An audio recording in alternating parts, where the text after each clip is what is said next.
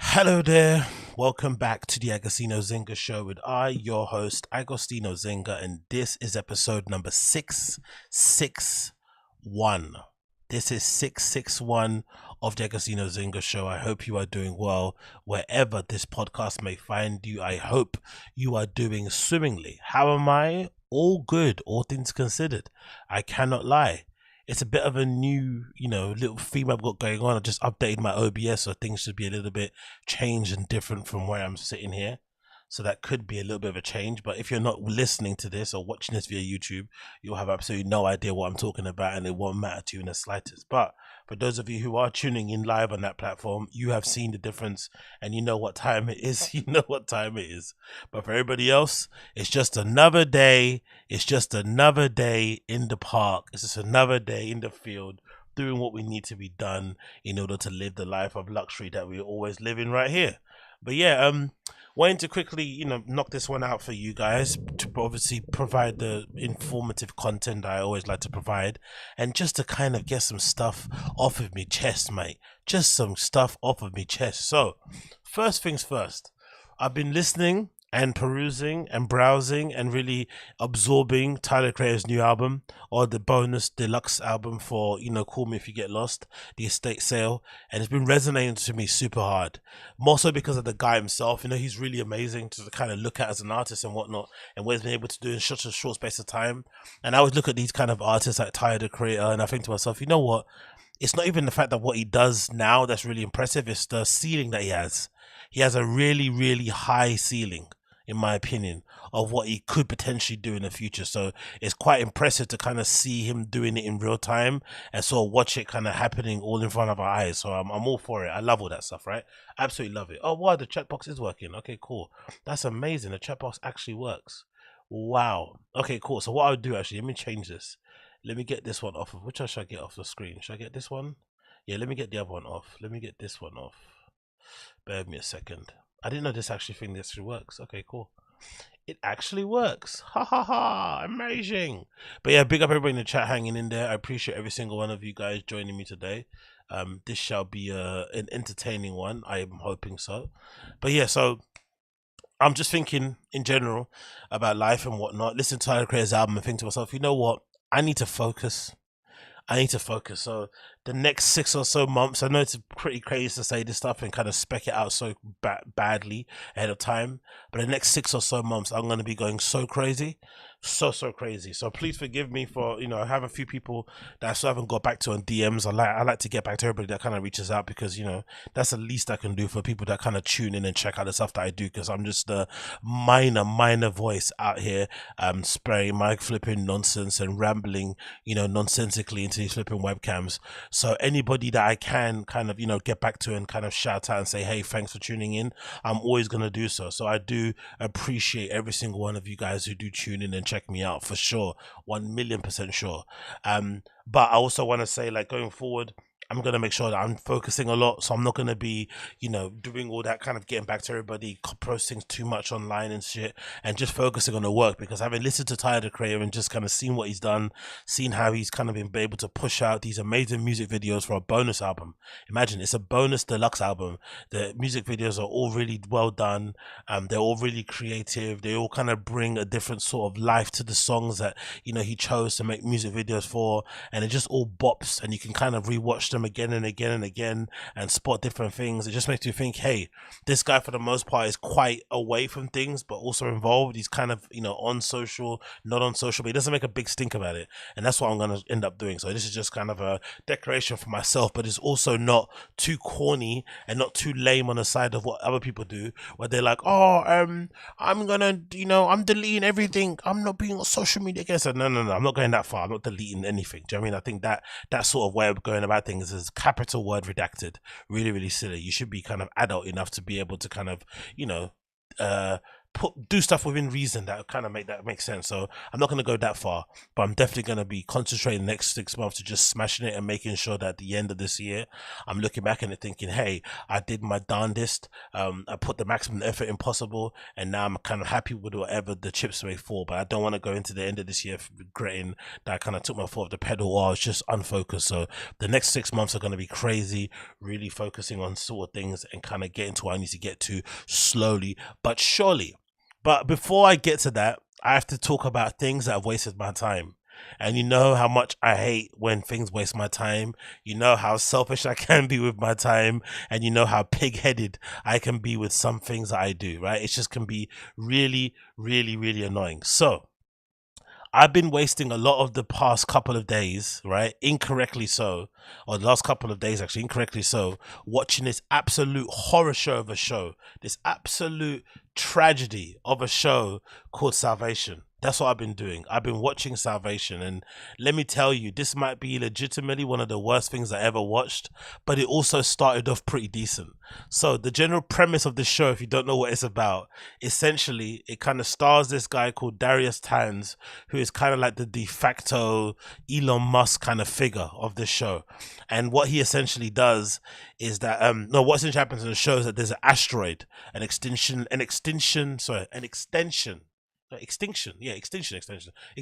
level asteroid is about to hit the Earth, and they have to find out a way to either deflect the asteroid from hitting the Earth or by making a spaceship that can make them multiplanetary. Now, at the same time the asteroid is coming, this guy here, Darius Tans, at the same time the asteroid is about to hit Earth, is by coincidence developing or building his version of a starship.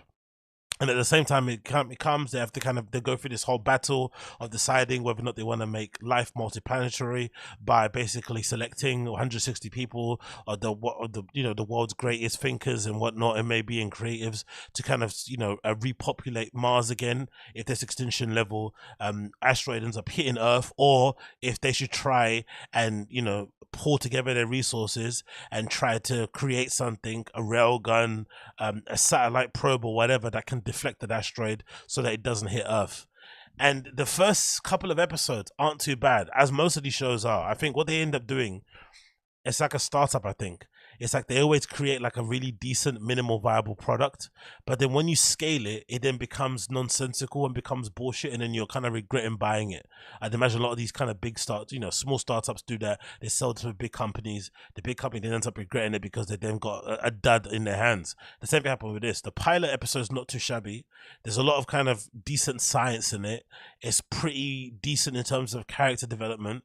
And then as soon as it hits like episode 3 and 4, it kind of drops into being a kind of romantic, everyone smashing everyone type of nonsense affair, whodunit type of nonsense. It just devolved into a really crappy show so quickly. And again, it started off pretty decent. Like, it really did start off pretty decent. And it just reminded me just why, as much of a sci-fi fan now as I am, the genre of sci-fi TV is so fraught and littered with absolute garbage shows. Like, there's so many garbage sci-fi shows out there that it makes it really difficult to kind of pass through all the nonsense to get to the good stuff. Like, for every Expanse, there's like 17 like Salvations that come out in per year. Do you know what I mean? You have to kind of really wait and bide your time, and then maybe an Expanse will come along, but a Salvation will come along, or the show that's out now called The Ark, which essentially is just like a teenage drama in space. All those sort of nonsense things happen, and then you kind of lose any kind of quality, sci-fi shows. The only thing that's kind of semi-decent now is that Star Trek Picard season 3 has been pretty decent, but Salvation started off really well, and then over time it just devolved into nonsense. It really did. And by the end of it, season 1, because I was watching on Netflix, I had to do this thing what everyone else does, I'm assuming, because you start a show, especially after you pass episode 5, you kind of just have to finish it. So I was forced to finish the show that was already crap by episode 4, and I then wasted my time watching a 13 episode season 1 and 2 to finish it. And by the end of this show that got cancelled after season 2, of course, the ending was so terrible. And again, I know none of you are going to watch this show. It came out in 2017, so it's not even a spoiler alert. But at the end of season 2, right? At the end of season 2, the asteroid that's meant to hit Earth that they're all panicking about. Guess what happens? Guess what happens in the sense here? Somehow Darius Tans, who's the kind of de facto Elon Musk figure in this show, he figures out that the asteroid isn't actually an asteroid. You get that? It's not an asteroid. It's actually some sort of like spaceship type of thing. Like it kind of reminds me of like what's that movie with the there's a movie, a really good sci-fi movie where where like a spaceship comes and it's sort of like shaped like an oval, like a pebble, and it basically has it's from another, obviously it's from another planet, and it kind of just floats. And there's these weird creatures in there that don't speak, but they have this language where they make shapes and shit. I forgot what the name of it is, but essentially that's what it is. It's basically the asteroid wasn't actually an asteroid. It was like this spaceship thing that was hovering above Earth next to the moon and kind of analyzing humanity or something. So the whole affair was just nonsense, like ridiculously nonsense. This lady in the show, her name, I think her name is Grace. I'm pretty sure the ginger lady. No, yeah, Grace Barrows. This lady, she ends up like smashing like 4 of the guys on the show, like Darius Tans, this guy who's like the who's like the what you call it? He's like the Secretary of State, called Harris Edwards. She ends up smashing a black guy, Bashi, who's like a well, who's a famous grime artist here in the UK from back in the day, but now he's an actor. Like honestly, it's just like on nonsense. This woman here, Gillian Hayes, who's dating Liam Cole, who's like the young maverick kid. She ends up falling into the clutches of some cult. It's just really odd. Legitimately one of the oddest shows I've ever watched in my entire life. And I just couldn't get my head around why I wasted all of that time on this show when I knew it was gonna end like shit. I just knew it. But because I passed the episode 5 mark, I just had to kind of just stick with it. And then it ended up, being as terrible as I kind of anticipated it would be. And I think it started off pretty decent. And I wonder with these shows if they end up writing them first with decent writers and the writers leave because they cash and checks and they keep them moving to another project, or if it's a thing where these shows purposely sell networks duds, then when the duds don't hit, they purposely sell them duds, but then they write decent shows in the beginning to sell them duds.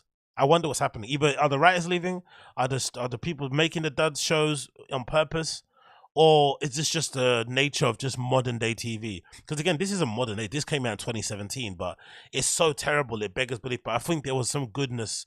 There were some decent bits here and there in it. I think the idea and the kind of the sort of like conundrum of this kind of Darius Tans character, who essentially is the Elon Musk of this TV show, was pretty interesting. Like where he's kind of was his ideas around kind of making humanity multiplanetary, did they come from a good place? Was he trying to actually help humanity, or was he being self-serving? You can think about what's happening with Elon Musk at the moment on social media and how he's basically all the good that he may be doing for humanity is kind of being brushed aside because of how much of a cunt he is online and how annoying he is of a person overall, and his kind of thirst and desire for fame. It's kind of sullying any of the technological advances that he's making, his team's making. And it kind of did explore that quite a bit in the first few episodes, but then after that it just turned into this guy who's handsome looking, being like aloof and wanting to smash everything that moves and shit. Like it just became really, really horrible very, very quickly. And yeah, I don't recommend it. So if you are stuck on things to watch, whatever happens, if you happen to stumble across a Netflix homepage, please, under no circumstances should you watch Salvation, unless you actually legitimately don't mind watching extinction rom-com drama type TV shows. Like I was expecting a semi-serious sci-fi show, and I got some nonsense. There's some good science in it though. There's a projector that he makes that's pretty cool, that I wish we could do that in real life. There's like a projector. He's got this projector thing that he makes for Tans Industries. Let's see a projector. If someone's got it available here as a thing, that's pretty cool. He uses the gadget where he's kind of making, when he's doing presentations, he's got this like cube thing that he puts on the floor, and it kind of beams up an image that he basically uses to present. So it's all like a really fancy version of a flipping, of a PowerPoint presentation where it's kind of all like augmented reality type of stuff. That's pretty cool. But apart from, and there's an AI system called Tazs that he kind of speaks to and shit, and that's pretty interesting. But for the rest of it, not the best. Even the spaceship that he makes, that's basically his version of the flipping of Starship, isn't that great to look at, to be completely honest. As spaceships goes, you'd imagine they'd make a far more interesting design, but the design of it isn't the greatest. As you can see here, it's not all that great, to be completely honest. It could have been a little bit more snazzier. But yeah, Salvation on Netflix, definitely a one, and I wouldn't recommend you check it out unless you actually do like to watch these bullshit shows, and I don't, because I'm expecting something different. But hey, I got punished for having hope. So next on this to mention here, I think this might be interesting to talk about. What do you do? Right? This is an interesting conundrum, because I'm not too sure where I land on this, because it's a bit of an interesting one. What do you do if you and your partner, you and your girlfriend, you and your boyfriend, you and your husband, you and your wife are working at the same company, but then the boss fires your partner?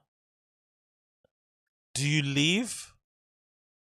Especially if the firing was like unjustified and was a little bit left a bad taste in the mouth, that kind of firing, not like a justifiable one, like a firing that kind of came out of the blue, unexpected, a little bit of a, you feel a little bit slighted by it. If your partner got fired, do you leave the workplace that you're both at, or do you stay because bills need to be paid as you are in a relationship and you're in a couple? The bills still need to get paid. That doesn't change. So maybe it's better if somebody who has got the job kind of stays at the job and doesn't get emotional and leave. I don't know. But the conundrum here I'm mentioning is regarding Yuriy and his girlfriend Rylee, who were formerly at No Jumper. So it looks like, according to this clip here from Yuriy's channel, that his girlfriend Rylee got fired from No Jumper. This is off the back of everybody getting fired there and leaving.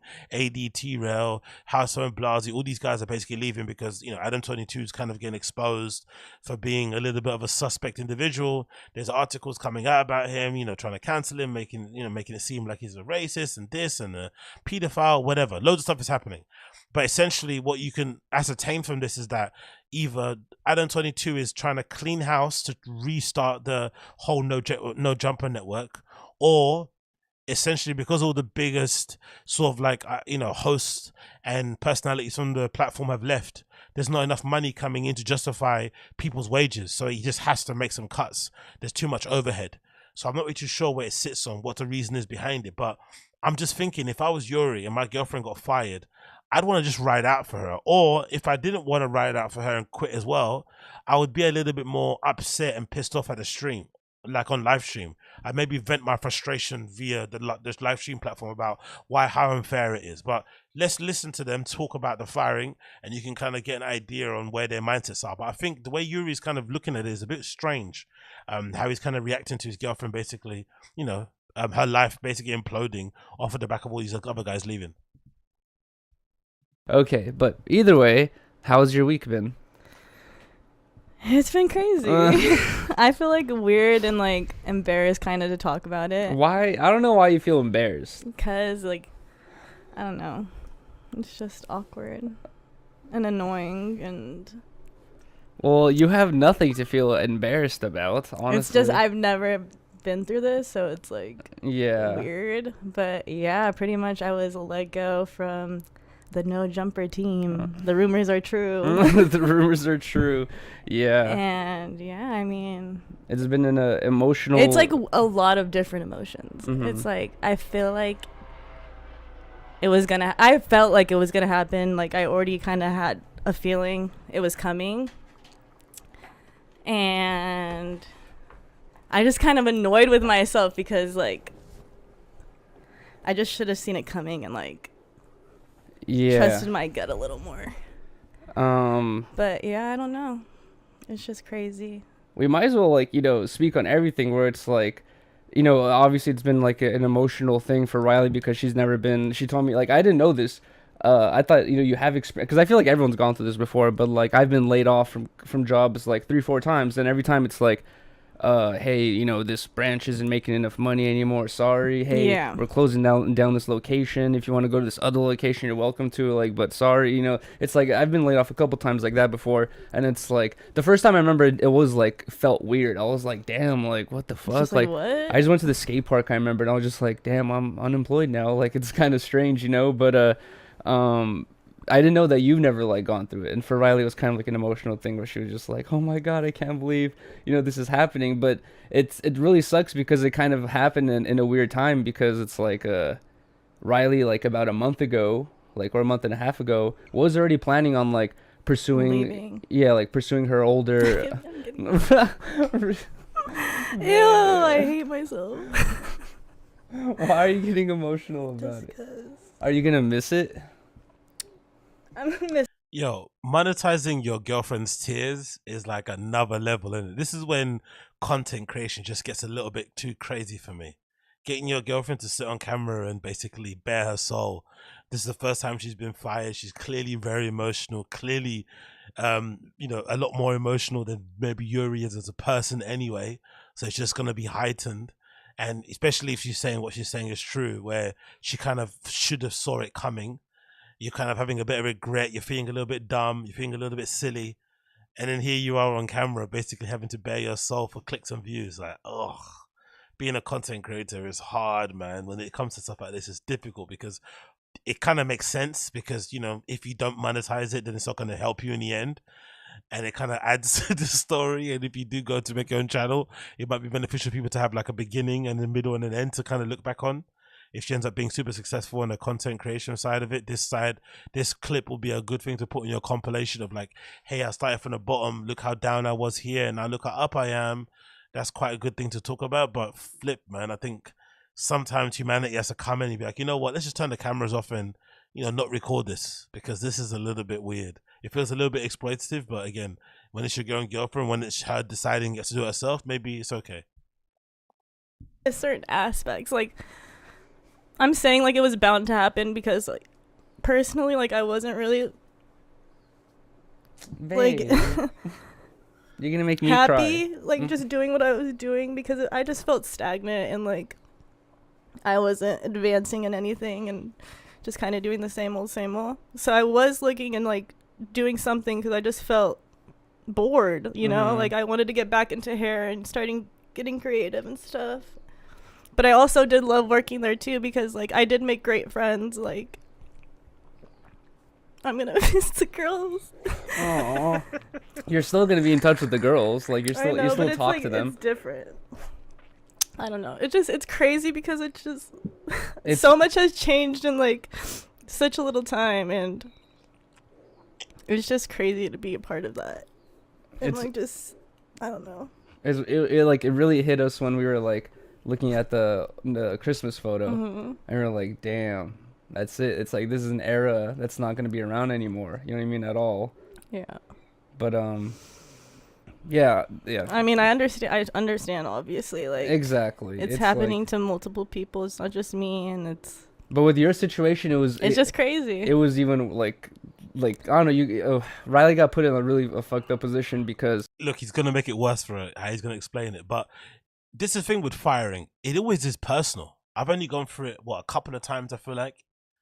And even if it's not personal, it's always personal. It's always going to feel personal, especially even my most recent, my most recent firing was like a company-wide thing. Unfortunately, the company I was working at, prior was like, it basically went bankrupt. Not the one I'm at now, but the one before that. And they just couldn't, they just couldn't keep up the payments and they couldn't make payroll and stuff. And it just happened. But even then, it feels personal. So there's no amount of convincing from anybody that's ever going to make you feel like it's not personal. It's strange, isn't it, firings? Even if you've been made redundant company-wide, like everyone gets made redundant, your whole team gets let go, you're always going to feel like it's personal, always. Like I said, like about a month ago, she was trying to get back into hairstyling and, her hair career, basically.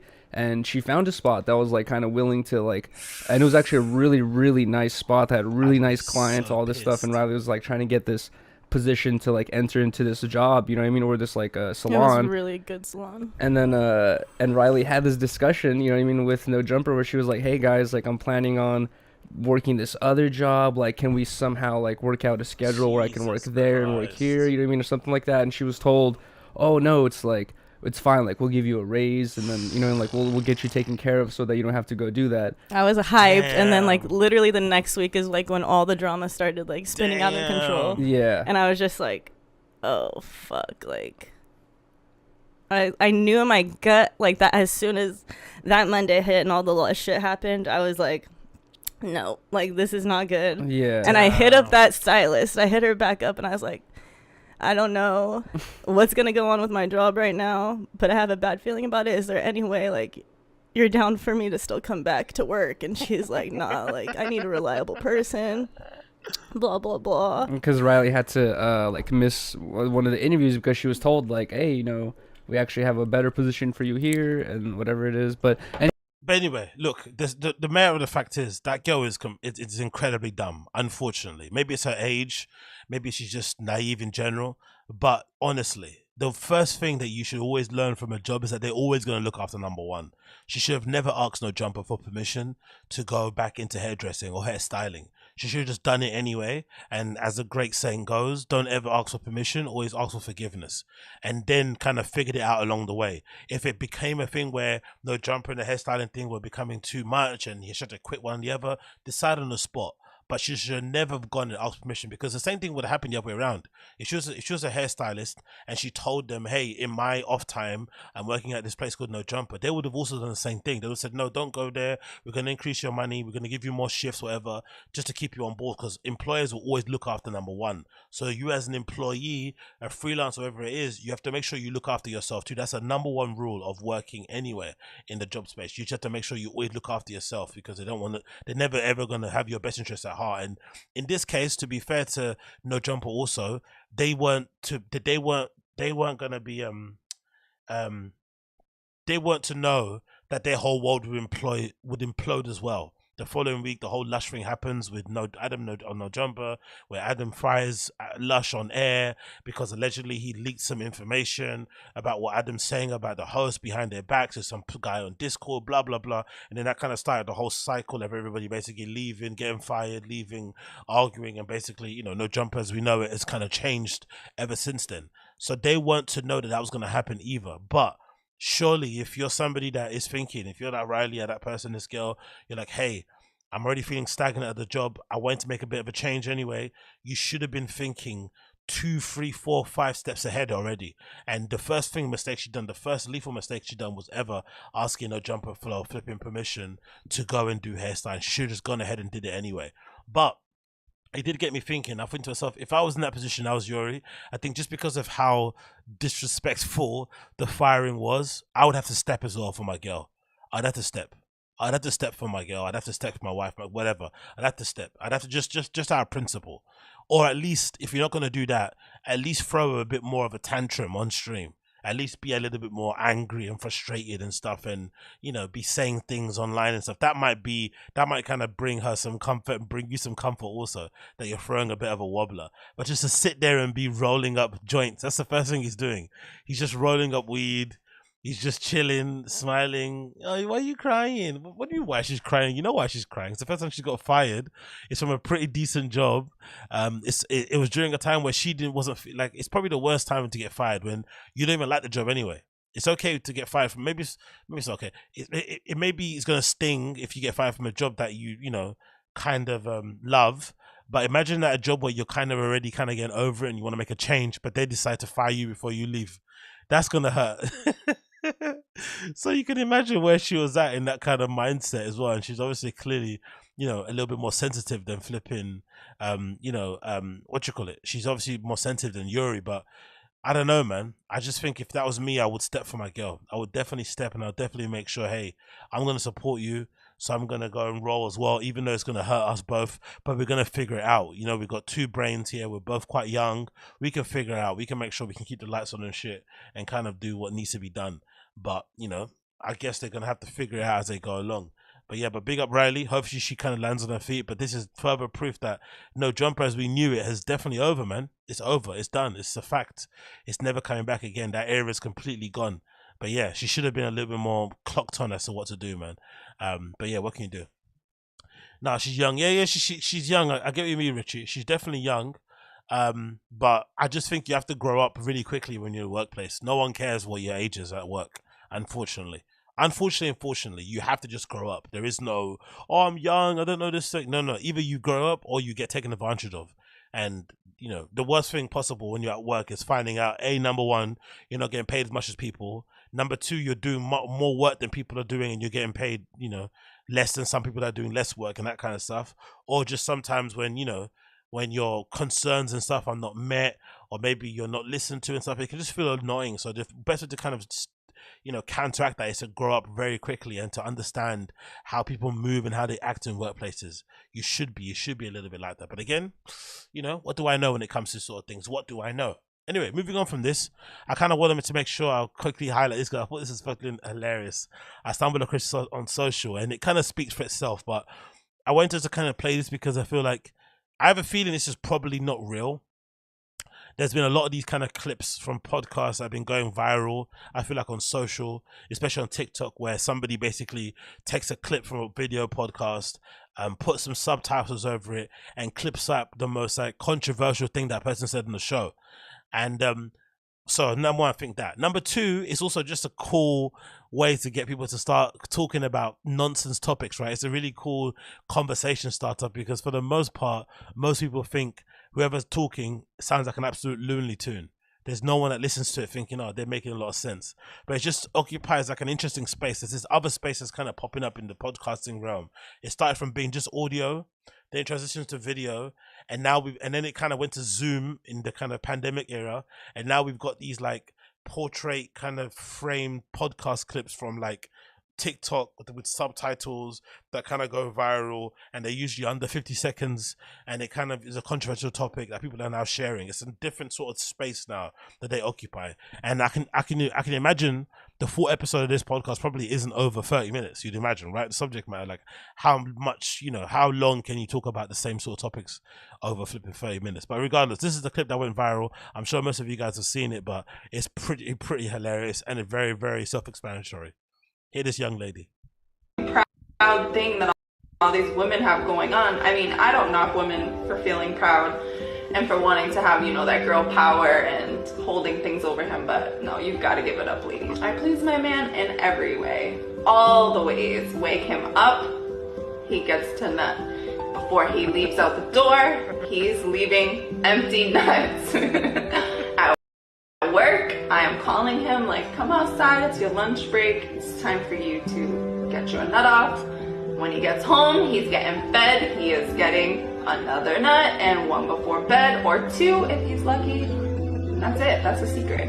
I make sure that my man nuts at least 6 or 7 times a day. Proud thing. Now, if this is an elaborate advertisement for this lady's OnlyFans or something, then it's absolutely genius. If this is actually how she thinks, and this is definitely what she does for her man or for a partner, then prayers for that dude. If this is what he's required to do, or this is what he wants to do, like 6 times a day, is legitimately insane. But I just love it in terms of a format. Like this is becoming like a thing.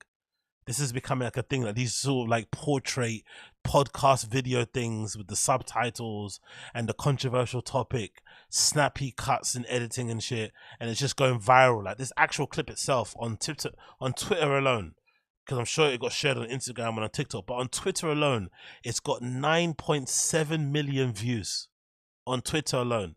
9.7 million, not including all the conversations around it and engagement and shit. It's got 9.7 million views. This is like a whole different like you know, space that we're now kind of moving into with podcasts, where they're kind of occupying this weird zone. I don't even know what it is, like a zone wise. It's just the strange places that they're in now, where essentially if you wanted to, you could essentially start a pod that it's not even available on audio platforms.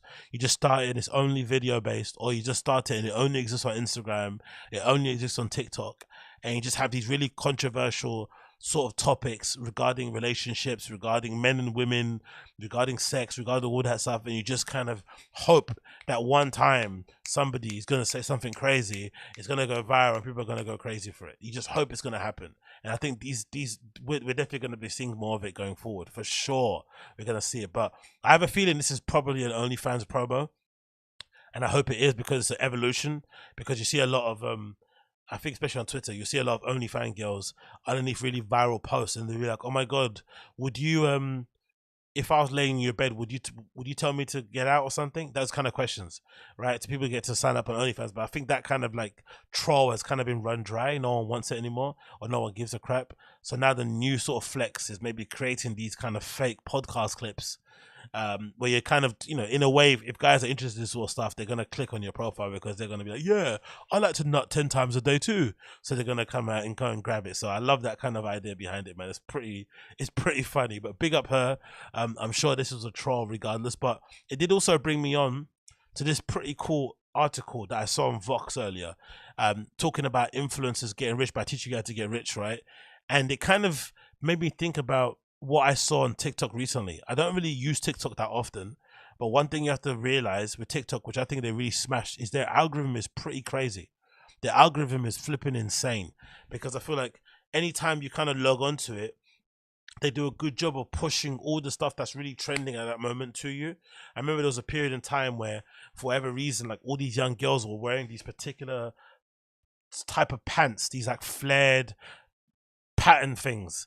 And they were clearly that very thin material, very linen-y type. They'd kind of pull them up their flipping the cracks of their bums, and they'd be dancing, flirtatiously or whatever on the video. And that was like a trend for a while, and you couldn't literally, even if you didn't follow any of these people, you didn't like any of it, you couldn't kind of scroll by more than 5 posts without seeing the post of some young lady, in these really tight flares. So they do a really good job of kind of pushing at that moment. And now it feels like every time I log onto TikTok, the first thing I keep seeing are these like fresh-faced, rosy-cheeked, under 25-year-old looking white dudes talking about the benefits of flipping drop shipping, and Amazon fulfilled by Amazon and businesses and all that sort of stuff. And it's just full of it, how easy it is, how much money they're making. And obviously, naturally for me, being a skeptic that I am, the first thing I'm thinking, if all you guys are making so much money, why are you teaching everybody to make it? Like, it just doesn't make any sense in that regard. And it's always a course. It feels like there's always a course that they're selling. It always has to be some sort of course that they're selling to make that make sense. And I think this article kind of speaks on it also. These kids who are becoming wealthy, from teaching people how to be wealthy, how to become wealthy, as opposed to actually teach them any skills, as opposed to actually teaching them how to make a business. It's kind of like they're all basically selling ebooks about how you can also sell an ebook to be rich, if you kind of get it. But it's courtesy of Vox. It says the influencers getting rich by teaching you how to get rich. It starts off here. A digitized woman with long blonde hair dances in front of a black spreadsheet. The woman is a 30-year-old Kat Norton, better known as Miss Excel, who is in 2020 began going viral for her high-energy 15-second TikTok dances superimposed with hacks to navigate the popular dating software Microsoft Excel. Within months, she'd launched her very own digital class accelerator course made up of 100 sub 10-minute video tutorials packaged at a price of $297. Oh my god. Students can complete the tutorials and corresponding workbooks at their own pace on their own time. They chose between the original advanced course or shell out $997 for a course on a full Microsoft Office suite, going from a total Excel newbie to a pro in just 12 hours. I don't know how true that is, because I'm really crap at Microsoft Excel. I'm not too sure if you guys are the same, but Excel has always been my Achilles heel. I'm a fucking savage on Word. I'm a savage on flipping PowerPoint. I'm a savage on the other one. What's the other one they used to use? I used to use this other one back in the day for graphic design. I think it was like Publisher and stuff. You can make like leaflets. I remember in college, I used to smash Publisher to make like leaflets and posters and stuff. I was really good at it. But when it comes to Excel, I was terrible at doing Excel. But maybe because I'm really terrible at numbers anyway in general. But I'm definitely not a numbers guy. But bloody hell, mate, she must be making bank if she's charging $297 for these courses. But I don't know. But again, I'm not really too sure if this is true. Could you go from being a complete noob on Microsoft Excel to a pro in 12 hours? Like, is that possible? Not really too sure. Anyway, continues. The classes were a hit and practically among her core audience of 25 to 35-year-olds who were looking to bulk up their resumes or improve their marketability. Many of them were working from home due to the pandemic and considering a potential career change, and Norton is the platonic example of an online course teacher. She's proficient in all her in-demand skill, and perhaps most importantly, she's very good at selling it. But no one, not even Norton, could have predicted what a goldmine she stumbled upon. Within 2 months of opening the course, she says she earned more from classes sales than she made at her corporate job, which she included many other things, including teaching people how to do Excel. Jesus Christ. Which she's since quit to be Miss Excel full time. She now estimates she works about 15 hours a week, spending the rest of her time exploring the outdoors of Sedona, Arizona with her boyfriend who handles the sales for the company. So far, they say that she's enrolled more than 16,000 people. There have been multiple occasions on which they've brought more than 6 figures in a single day, and claims confirmed by documentation viewed by Vox. It's when I do webinars, she says, and the live classes, that those are the massive cash influx days. Oh my God, bruh. She's killing it. And think about this, right? About killing it with these kind of courses. She's absolutely smashing it. Legitimately smashing it. Wow. I think this is a video, right, that she kind of does. Hopefully it doesn't play the music, but let's see what this content looks like. But I imagine it's just like a white girl dancing and with flicking Excel thing superimposed in the back. Let's see. There it goes. Yeah, Excel hacks you don't know about. She's dancing in front of a white background with stuff and showing you all these little hacks and stuff. You gotta love the internet, innit? She's making cake off of this nonsense. The dancing is terrible. Like, everything about it is probably dog shit, but people are really getting a lot of credit, a lot of value out of it. I know some people, I'm not really the guy, because I think I usually tend to go on YouTube. But I know a lot of people who like to cook at home, like myself, have now switched to having all their tutorials through TikTok. I kind of like the ability to kind of pause easily on my YouTube and shit and rewind a bit, and it's a bit longer and kind of go through that process. But people just want to have short, snappy videos of people making a particular recipe. They'll go to TikTok first as opposed to going to YouTube. Like, really strange. I prefer to go to flipping YouTube personally, because it's a bit easier to navigate. And I don't want to have jump cuts if I want to make a fucking cookie or some shit. I want it to be able to actually sit down and see it. Anyway, it continues here. It says, noted that many other influencers are cashing in on the online course boom, a cottage industry which anyone can learn money making or otherwise life improving skill. Oh, that's what I want to say. Sorry, before I move on, I want to say here, because there's a bit here that says she now works 15 hours a week and she's spending the rest of her time exploring the outdoors in Sedona, Arizona with her boyfriend. This is why I say that Tim Ferris, the author of 4-Hour Workweek, right? Tim Ferris, 4-Hour Workweek. This book, in my opinion, was legitimately one of the most important books I've ever read in my life, ever. And at the time, I felt like he got a lot of unfair stick when this book originally came out. I think it might have come out, what, 2007, I think? 2007? Let me see if I'm right. Yeah, right. I'm absolutely right. Cool. 2007, right, is the date of publishing of Tim Ferriss's 4-Hour Workweek. And the name of the book, I think, kind of put people off, legitimately put people off. And I think it kind of gave it a bit of a bad, image. But essentially, 4-Hour Workweek, it was really like, how do you can say? It was legitimately like, it was legitimately one of those things that I kind of read at the time that kind of opened my eyes up to the ability of being able to kind of live a life where I don't have to work 9 to 5 for the rest of my life. It kind of opened up that possibility of that being actually within my grasp. And I love the idea behind it, because the whole title of 4-Hour Workweek was a little bit deceptive, but the actual premise of the 4-Hour Workweek was that Tim Ferriss wanted you in this book to learn how to make a business, a muse, I think what it's called in the book, that essentially generated an income for you that you could pay and cover all your necessities. And it didn't require you to do more than 4 hours of work on it to kind of manage it. But then it allowed you the time to then do the things you actually wanted to do. like learning how to salsa, like learning how to learn the language, learning a craft, going back to school, whatever it may be. It just was a way for you to kind of really kind of increase your time so that you weren't a slave to your job in terms of converting your 8 hours into money. It could kind of open up your flipping time. I think there's a passage in the book about being time rich, about the really wealthy people out there are the ones who basically get to do what they want when they want, because they're not kind of bound or kind of locked into a job where they have to be at a certain place at a certain time. And this again was before mass adoption of working from home. This is 2007, where you don't get to work from home. Working from home is a real privilege and a real treat and stuff. So him kind of changed people's mindset in that regard was really, really interesting. And I remember when I went to Nicaragua to visit my friend, that time, and around that time, maybe it was around 2007, 2005-ish. No, 2007, no, maybe 2010 times. I went to go visit my friend in Nicaragua. I remember when I went to this really cool hostel somewhere in Leon, one of the cities there, and I bumped into this Brazilian dude who was like, living the life for me anyway out there.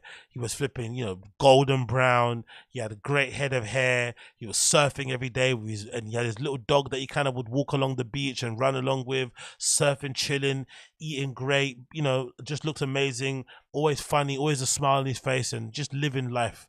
But then whenever I'd ask him what he was doing to kind of sustain his lifestyle, he'd always get a little bit sheepish and don't want to answer. But later on, I found out that what he essentially was doing was basically doing what I'm doing now, where you essentially get to work from home and sort of like quote unquote freelance and do loads of like at home, working from home, sort of like customer service, operation, social media managing stuff that doesn't require you to be in one place at one time. You can kind of be location independent. So he was doing that location independent stuff in that 2008, 2009, 2010, when I wasn't really aware of it and it wasn't that popular. So he was just, reaping the rewards of it and kind of living this kind of, I think at the time they used to call it digital nomad sort of lifestyle. And that's what he kind of was able to kind of do. So I say all this to say that the 4-hour work week really set a precedent back in the day. It really kind of set a precedent. It kind of was something that kind of, I think, was ahead of its time, actually. That's the fact that it was ahead of its time. And definitely was ahead of its time. And now it looks like these kids are basically doing the same thing. They're taking the tenets of the 4-hour work week and applying it into the modern age, because most of these kids don't want to work, right? There's loads of articles of kids who are essentially, against working a regular job. They routinely walk out of jobs if it doesn't suit their needs and shit. And all of it is kind of geared towards this idea of kind of, all about increasing the lifestyle aspect of it and not trying to kill themselves working 9-to-5s like probably my generation did. But anyway, it continues. Norton had many influences. Norton and many other influencers are cashing in on the online course boom, a cottage industry in which anyone can learn a money-making or otherwise life-improving skill. The Microsoft Office suite, email marketing, gut health, equitable household labor, how to get tech job, and self-confidence from some they already trust. These courses, hosted on one of the dozens of make your own course platforms like Teachable or Kajabi, can run from a few $100 to $1,000, from a day-long intensive to a months-long course. What most of them have in common is that they're undertaken completely independently from the majority of the students that are part of the specific cohort, but can sign up as a complete work as itself. It makes sense then why so many of these classes have become are about business. Even online courses devoted to boosting your confidence are pretty explicitly geared towards improving one's marketability. The online course creator is distinctively American character, one who preaches that the sun rests way to financial stability, self-employment, and more important than any other singular interest, science, art or music or sports or whatever, is your ability to sell to everyone else. So this really strange kind of like push that they're kind of having online, where everyone has to be an entrepreneur, is interesting. But I do like this kind of aspect of it, where it's sort of like it's kind of like a lifestyle entrepreneur. It's not like actually being like a actual serial entrepreneur where you can't stop making businesses. You're always trying to sell. You're always trying to build something to sell it to a big corporation, and you're kind of in that kind of game. It's about just allowing people the lifestyle that they want, where they don't have to be kind of bound to the idea of working a 9-to-5. But I also do think it kind of misses the point, because I think most people just want to earn a bit more money, or they want to have their money go a bit more further. So maybe they had this idea that they want to start a business, they want to have a side hustle, but once you start doing it, you start realizing how hard it is. You start thinking, oh, actually, maybe some people are cut out to be pretty good employees. There's nothing wrong with being a really good employee and kind of smashing it in that way and becoming a really valuable member of a team. Being a really good number two to somebody is just as good as actually starting your own company. So I don't know, I'm a little bit dubious of this kind of trend because I feel like a lot of the kids out there maybe need that other side of the conversation to be spoken about also. Anyway, you could, if you really wanted to, write off an influencer's online courses as a cynical cash grabs by people who know their followers will fork over any amount of money for their tutelage. But that wouldn't tell the whole story. The travel YouTuber Damon Dominique's foreign language courses, for instance, are full of funny, beautifully edited videos in which he teaches students conversational French or Spanish, interspersed with entertaining stories about his escapades hitting on men at European raves. Like Norton of Miss Excel, Dominique already had a background in language teaching but decided to launch a course where the pandemic made it difficult to film travel videos. For creators like Dominique, online courses are a welcome respite from the erratic, unpredictable nature of making content on internet platforms. It says, there's a change in the algorithm every 2 months. Oh, that's a good point. I didn't think about it, actually. There's a change in the algorithm every few months. And right now it's all moving towards short form video. It took him about 6 months to organize film, edit, and edit a course offered on a digital course platform, Teachable, which, like most course platforms, takes either a percentage of the revenue cost of a creator a few thousand per year to use, depending on which pricing model they chose. So far, more than 5,000 people have taken his 199 French course. 5,000 people taking online French courses. And the funny thing about it, right, is that most likely, I would imagine that most of these people have probably learned way more from this kid's French courses than they would have learned in school. Most likely. They've definitely learned more. I mean, that's the kind of gut-wrenching part of it. Like, even for me, like, I remember, you know, when I started realizing, oh shit, I actually always did like history, even though I was a bad student at school with it. I used to flipping love history in school, but it was taught really terribly. But then when I found like hardcore history and other history-based podcasts and shit during the time that I found it, I suddenly realized that, yeah, I could sit down and listen to a 6-hour plus, you know, epilogue on fucking Genghis Khan because I legitimately was interested in it, and because the way that it was being taught or it was being explained to me by that guy that does hardcore history, it definitely did kind of resonate a lot more. So that's a really scary part and really sad thing about these sort of things. You could spend 5 years in school learning French, not learn a single lick of it, but then you pay this kid $200 and then it legitimately teaches you something that you can actually use on your little Parisian trip, and it actually kind of reignites this desire for you to learn languages, and who knows, by the end of the year you might be going to some other places too on the back of this. So but yeah, exactly. Dan Carlin, yeah, exactly. That's the guy, Mr. Singh. Dan Carlin, absolutely top man. I love Dan Carlin, man. I wish he would restart his podcast too. I think it's called Making Sense, the one where he just talks about just like regular news and politics and stuff. I know he gets bummed out about doing it and stuff because, you know, he gets a little bit too hard into it and kind of, you know, it can get a bit conspiratorial, but I did enjoy them. Anyway, it continues. Teachable doesn't consider itself a replacement for higher education per se, but it does hope to supplement it. People never go to college. So it says, most people never go to college, and they need a solution that works for them and their life, explained Teachable General Manager Mark Hasseltine. The challenge with traditional education is so expensive, and it's on the school's time, not the individual's time. A lot of professors are more concerned about their own reputation. Influencers, he argues, are experts at engaging with their audience, who in turn trust them to educate in a way that they're already familiar with. Academics, however, don't always see the influencers as the best professors. Some of these influencers do the legitimate training in the field, and some do not, but they are able to position themselves in the credible as experts by using the acceptable boundaries or patterns of communication authenticity, said Emily Hund, a research affiliate at the Center of Digital Culture and Society at the University of Pennsylvania Annenberg School of Communication. Bloody hell, what a title of a school, innit? Sometimes that's probably what they do, innit? They just have these long falutin names for schools to make you feel like you're actually doing something credible with your life. The Center on Digital Culture and Society at the University of Pennsylvania Annenberg School of Communication. Like, god damn it. Anyway, in the realm of parenting stuff, there are so many people selling parenting courses from every possible angle. On one hand, it's great when it comes from an actual trained psychologist, because now more people can access the helpful tips. On the other hand, every day you're getting content about what might go wrong with your kid. Yeah, it's like going on WebMD to see if you got a really bad cough. Don't go on WebMD. Don't do it under any circumstances. It continues. It creates this strange dynamic. This shifts to selling ways of thinking and ways of approaching the world. But yeah, I've enjoyed. I'm not going to read the whole entire thing, but I think it's really, really cool what we're seeing at the moment.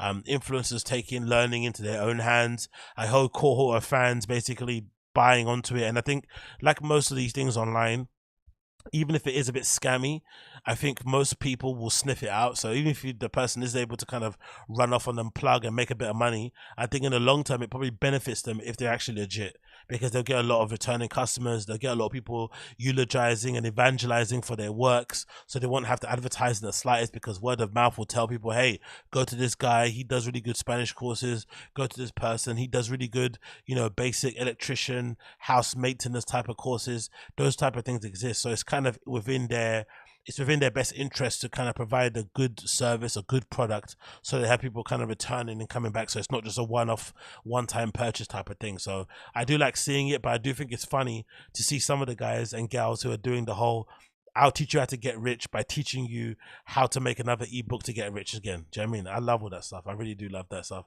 I think it's absolutely hilarious. Anyway, moving on.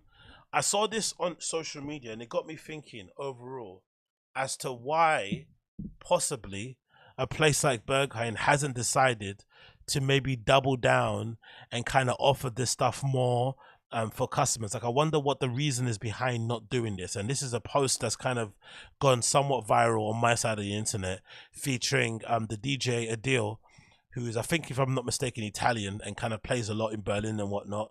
And she's out here wearing this really, really nice Berghain t-shirt. It's got the Berghain logo on the back, and then it's got Berghain written in red with the logo in black on a mild grey. There's something about that combo. Maybe it kind of reminds me of the classic Supreme box logo hoodie, the best one basically, which is the grey pullover hoodie that's got the red box logo with the white font. It kind of reminds me of that kind of makeup, but I still think, there's something about heather grey t-shirts in general that kind of just sit right with me from my kind of, streetwear aesthetic. But this t-shirt, I think, is pretty perfect and pretty sick. And I think it would look incredible on a hoodie as well. Just imagine this logo with the Berghain logo and the Berghain text. And then you just have maybe the logo in the front, really small, in the middle of the chest. And then the logo, or maybe on the side of the chest. How good that would look. It would look incredible. And for some reason, this is not available online. Now, I don't know if they gave this to her to wear to kind of promote and put it out there, because as you can see from my side of the internet, it's kind of gone a bit crazy. She's already got 2,000 plus people liking it. The comments on there, people asking, look, always wanted one of these color, flames. Loads of people are clearly, enamored with it and pretty much gonna be wanting one. And of course, as most of these big DJs do, they never fucking answer questions. This is kind of a little pet peeve of mine, but there's something about these people, these like really famous DJs out here, especially in the scene, where I think that they have like an odd contempt for their fans, or they kind of treat them, I don't know, maybe they think they're better than their fans or something. I don't know what it is about some of these DJs. They have a weird ego, because I know it's not that deep. Again, please forgive me for analyzing this sort of stuff, but this DJ, right, has how many followers? She's got 120,000 followers. So again, she's pretty popular on social media. Let's not lie. But still, like, would it really bother her? Would it really kind of cost her any time to quickly reply to this one comment here that says, oh, they have the t-shirts back in stock, ? Not even a like, not even a little reply, zero, nothing, no engagement, no nothing.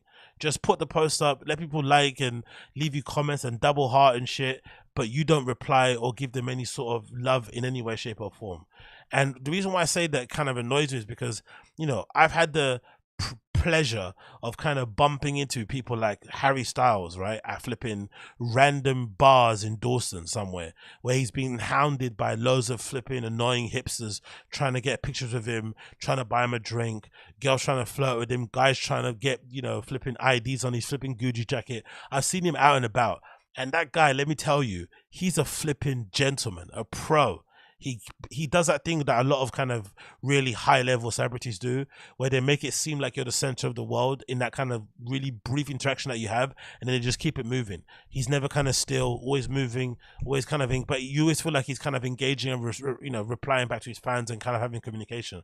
Whereas I feel like a lot of these people, like if you shouted her name out as you're standing in a queue and she walked past you, I feel like she might turn around and look at you like, you're kind of shit on the bottom of her shoe. You know what I mean? I don't know why they have this kind of ego about them. It's really strange. I think it's kind of representative of kind of how they, or reflective, sorry, in how they kind of communicate with their fans on their social media. Because I'm sure if I go on her page, I can find loads of posts where people are asking her questions, like actual questions. Hey, I love that song in that clip you posted. Hey, what's the track ID for this mix? Hey, will you be releasing this record? And I bet you none of them have got replies. But this is such an easy question to say, like, no, or just put a reply with an emoji, like do something, but absolutely zero. No love, and I absolutely hate it. I don't see how Harry Styles can be, has the time to reply back to his fans and give them double hearts on comments, but these guys don't. I can't stand it. Anyway, that aside, the t-shirt is sick. I'd want to see it in a hoodie. I'd want to see it in a long sleeve or a jumper somewhere. But for some reason, when you go on the Berghain website, I know it's a little bit not safe for work and shit, but for some reason they don't really try to kind of like push the merch out too much. They make it when they make it, whatever's available is available, but there's not really a push to kind of make a lot of it, which is interesting because Berghain's, again, the world's most famous nightclub.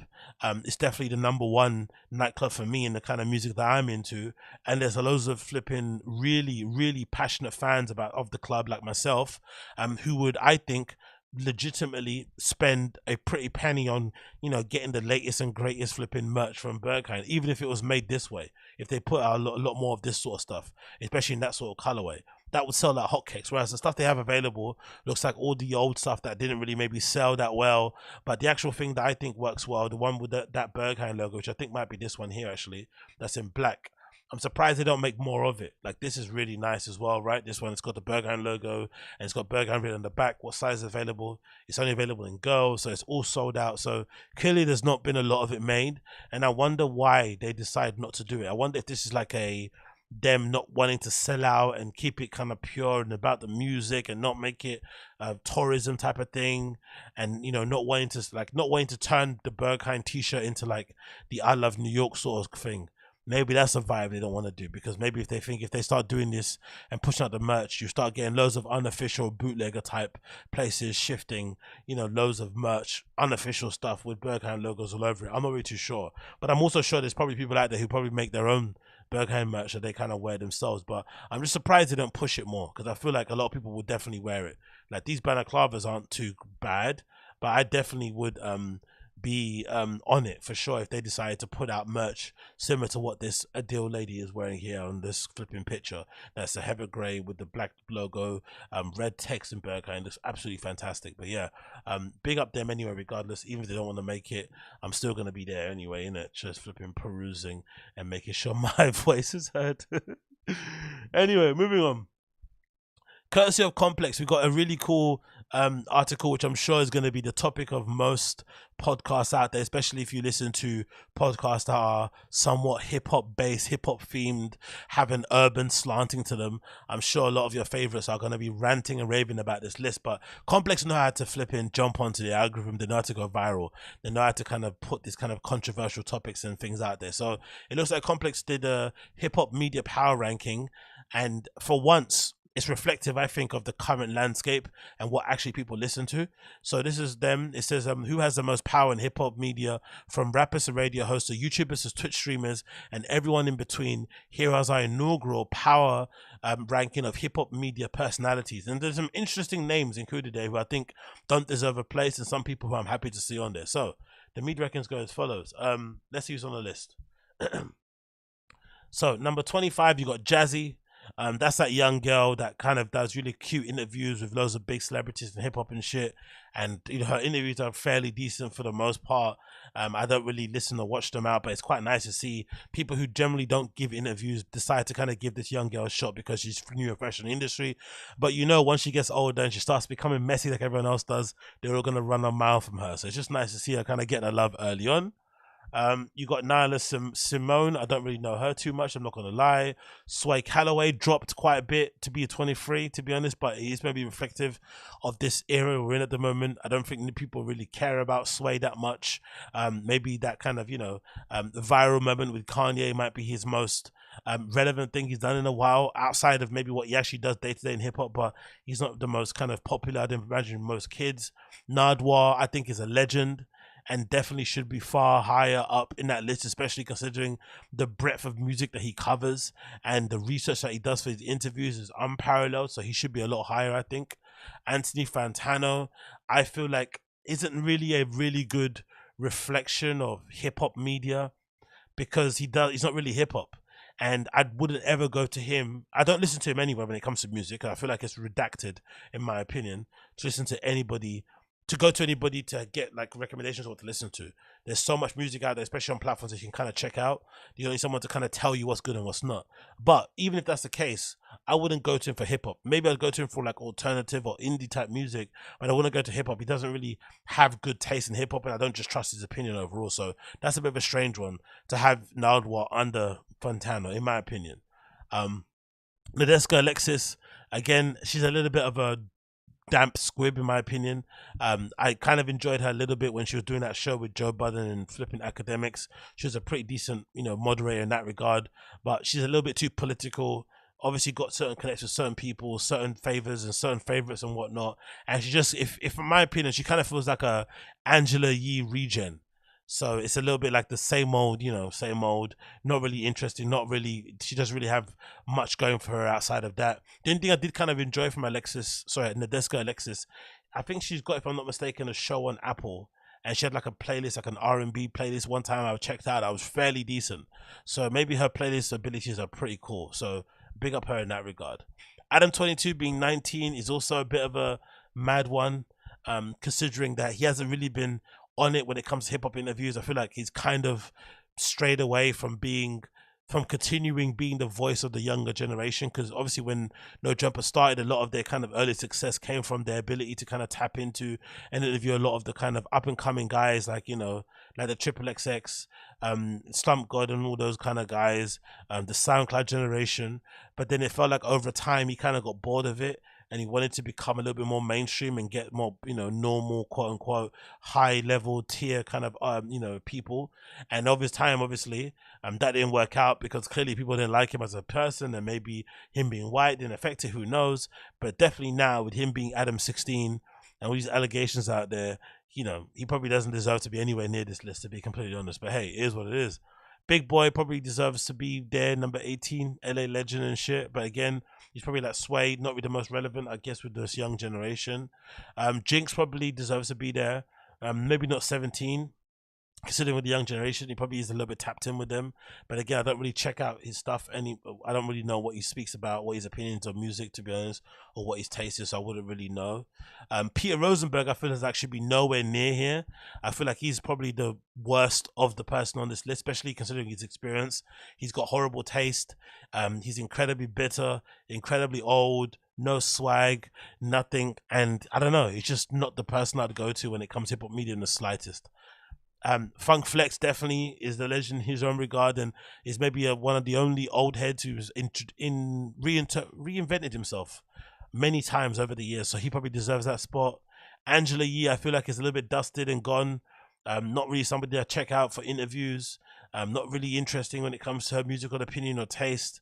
And that show that she does is the most popular one, which is what, lipstick something. What's it called? Something about kissing people. What's it called? It's called she got some show. Let's say Lip Service. I don't ever check out because it's just, messy type of stuff, which I'm not really interested in and I don't really give a fuck about. So yeah, Angela, I can pass that one. Ebro definitely shouldn't be that high up on the list either. I feel like he's just a little bit of a gatekeeper, more so in an industry figure, but not really a hip hop media outlet that I would kind of trust in any way, shape or form. And personally, he's the main reason why I stopped listening to Hot 97.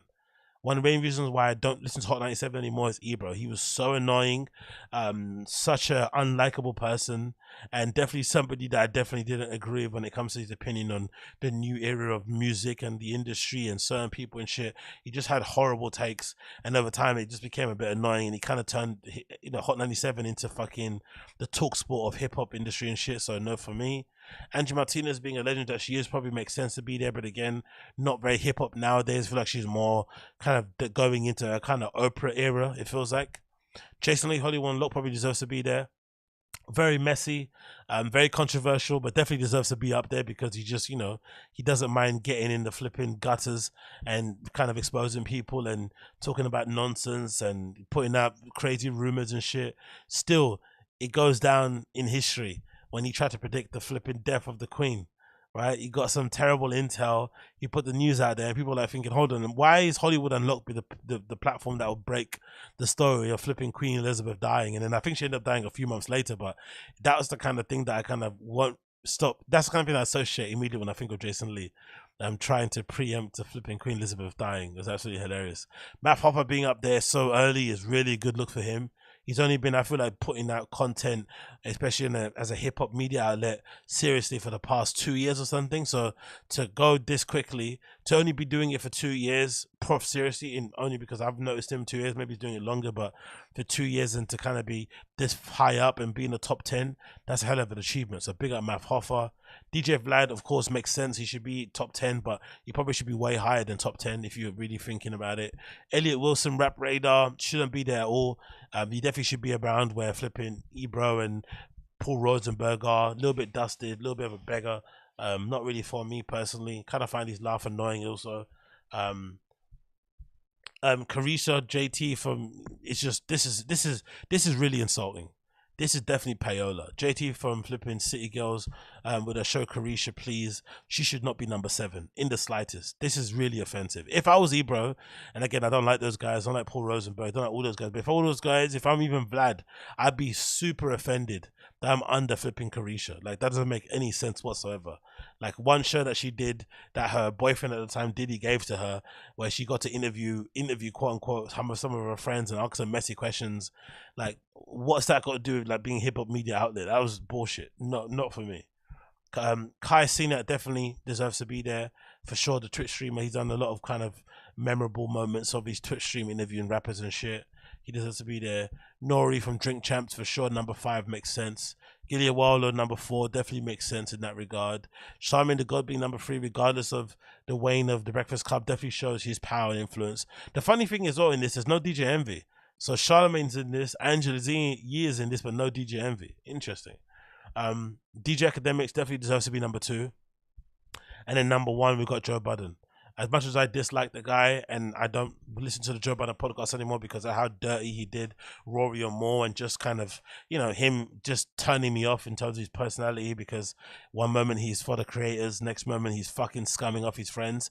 You can't deny that he's definitely a big voice in this kind of hip hop media space for sure.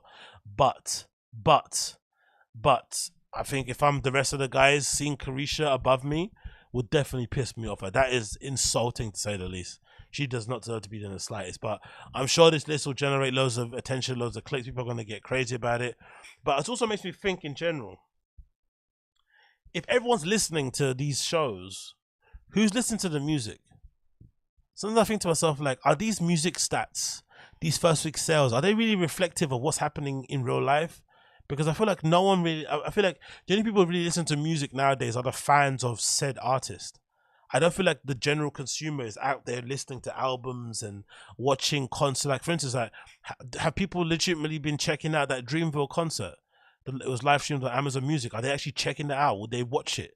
Or are they just kind of, you know, listening to the review and to the insights from these hip hop media outlets or whatever it may be, and that's how they get their content? Or are they even listening to music overall? I just waiting for the artists that they like to go on a press tour, then they hear them talk about the making of the album, and that's good enough for them. Because a lot of it, I feel like there's a lot of guys on this list who are getting like hundreds of thousands, millions of views on what they do. So if that's the case and people are listening to the stuff behind in background music, what are they doing with music? Are they listening to actual music? I don't know. Something tells me that there's some fudging of the numbers going on behind the scenes. People are not actually listening to music as much as they say as much as the industry tells you they are, but they are listening, watching podcasts. So maybe the podcasting space is quite undervalued. These guests, these artists, or sorry, these hip hop media figures and whatnot are very underpaid. Maybe that's where that's where maybe Joe Budden was right in terms of how hard he was on the Spotify deal and how much of a hard bargain he drives overall with what, with how he kind of, judges himself and his value. Maybe he's right. Maybe these guys are a lot more important in media, in culture, than they get given credit for. Obviously, a lot of it comes from because, even myself included being a cultural commentator, you are commenting more on what people are doing as opposed to doing what you're meant to be doing or creating things yourself. So there comes a point where people can say justifiably, you're only there, or you're only position that you're only the position you're in now because there are talented people out there putting out amazing works of art, whether or not they're good or bad, for you to kind of critique for better or worse. But let's not also deny that these guys do move the needle. They do affect culture in a big way. They do contribute to telling very interesting stories or being part of interesting narratives or painting interesting pictures. So maybe they are undervalued a little bit for their influence. Maybe they are. Maybe they're undervalued. Maybe they should be even more valued than the actual artists themselves, because they are the one remaining constant. Artists kind of come and go. Some fulfill their potential, some don't. But one thing that remains true throughout the entirety of the time is that these media figures stay. So maybe there's some point to what Budden was saying. Maybe there is some point to it, but check out if you want there. It's called the Hip Hop Media Power Ranking from Complex. I'm sure, like I said, it's going to be really a point of contention with a lot of people in flipping the podcasting space for where they sit on it. But overall, I think they got the list pretty much decent. I just would change the order. And I think Carisha from City Girls has no business even being in the top 20, in my opinion. But hey, what do I know? Then leading on to this, I thought this was pretty cool. This is a clip taken from the Dreamville Fest where Drake basically got the whole crowd to sing Whitney Houston's I Love You for flipping J.Cole, to basically give him his flowers and to kind of thank him for putting on a good festival, which was pretty sick. But one thing I want to note from it was just that for some reason, it looks like maybe it was a rule, but I hope it was, that J. Cole basically implored everybody to perform without a backing track, and this was 10 times better of an experience to watch on video than Rolling Loud. Honestly, it makes such a big difference when these hip-hop acts decide to actually sing without a backing track. So no MP3 playing behind with their vocals and they're screaming over it. Just empty spaces that they can actually rap and breathe into a microphone and have people sing along in the crowds. It's pretty sick. But I think this moment from Drake was incredibly classy, very on point, and just goes to show, his ability to create these flipping moments. This is probably why he creates soundtracks for people's lives, myself included, because he's able to select these songs that kind of match what's going on, because this is going to be an excellent compilation. This is going to be actually a compilation clip to put in the documentary of J. Cole further down his life. Do you know what I mean? That Drake, basically one of the biggest stars in music, was able to kind of acknowledge him and his contribution by doing such a thing. I flipping love it. Let's play it.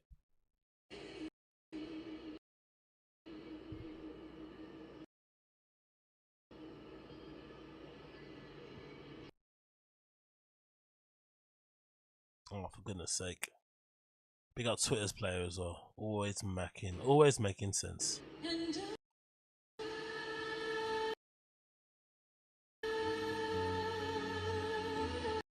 Oh, for goodness sake. Why is it doing this? Come on. Work for me. Yo. While he can be very egotistical, I think you have that Joe and his ex-cast take wrong, bro. Nobody is going to treat your investment or business with care like you will. Yeah, big up a story to tell, brother. I appreciate you for the $10 super chat, man. Thank you so much. Sorry the alert didn't come up there. I've got to change it, put up on there. No, you may have a point there. Why I think you can be egotistical. I think you have a take on Joe is wrong. Nobody's going to treat. No, for sure. I get that. I just think in general, what we've seen over time with these podcasters is that for whatever reason, they all start off with friends. They all start off as friends, especially if it's a group thing. And it becomes very difficult for them to transition from being friends to being business partners, and to also treat the business with a level of friendship and care, maybe love and care. I don't know what to say, but there's basically a disconnect that happens there for some reason. And I feel like both parties are right. I feel like if you're Rory and Moore and you expected more from Joe because he's your friend, I think you're right in that way of thinking. You're valid to feel that way. But if you're Joe and that's your baby and you feel like those guys aren't contributing the way you feel that they should, and they maybe aren't worth the money that they're basically demanding, you're within your right also to withhold, to not want to release the accounting, to not want to give them a bigger share of the pie, to only make them profit, revenue, split partners, whatever nonsense. You're fair to do all that stuff. You're in your right mind to do it because it's what you own and it's yours. But I just feel like if it was me and I was working with friends, there will just be an element of me that would want to do right by them as friends because we are friends working together.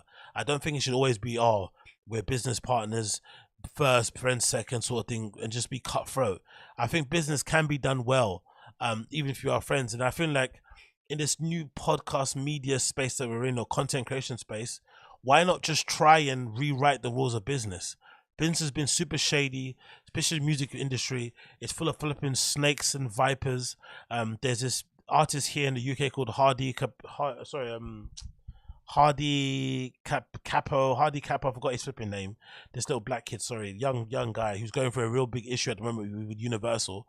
And he's basically talking about how horrible it's been on his mental health to have Universal basically withholding funds from him, not wanting to release certain amounts, taking money out of his budget, taking money out of his wages. Like, it's been really stressful, you can tell, for him to kind of get that things figured out, which is maybe the reason why he's not been releasing music. And it kind of, speaks to a larger issue overall in the industry, where artists are basically being put in a position where they can't even focus on being creative and putting music out because the business is so terrible. So those things matter. So if that's the case of music industry, it's full of flipping demons, then why not try and rewrite the rules? Why not try and do better in this new industry that's got no rules? Why not try and kind of do it the way you'd want it to be done and be like, hey, you know what? Because I was scummed over in the music industry side of things, now I have this podcast. I'm going to do as much possible to make sure that I don't fuck over people the same way I got fucked over.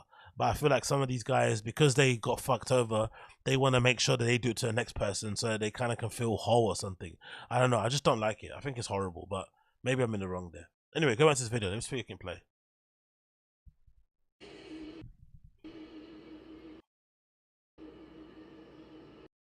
Wow, it's not going to play, is it?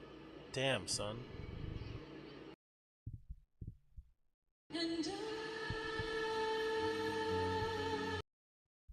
Oh, for some, anyway, you get a gist. I thought it's just a nice, it's just a nice touch. I think it's just a nice touch from Drake to flip and play that record. Look at Elon changing the flipping Twitter logo to Dogecoin is flipping hilarious, man. That guy is the ultimate troll. But I thought it was just a really nice touch from Elon, from Drake to flipping, what's his name? To J.Cole. Hopefully I can play a little bit of it. I know if I play, it'll probably get me taken off of YouTube anyway, so I probably shouldn't even bother doing it. I'll definitely get a copyright strike for flipping playing it in the first place, so maybe it's a good thing it's not working. But let's just do it one more time and see what the vibe is, and then we'll kind of move on to the next topic. Bear as the screen loads and see what happens here. Tech issues, what a surprise. Yeah, exactly. Big up Hando, Chris Cost. You know the vibes. Tech issues for sure. I go text issues Zinger, mate. That's what my name should be.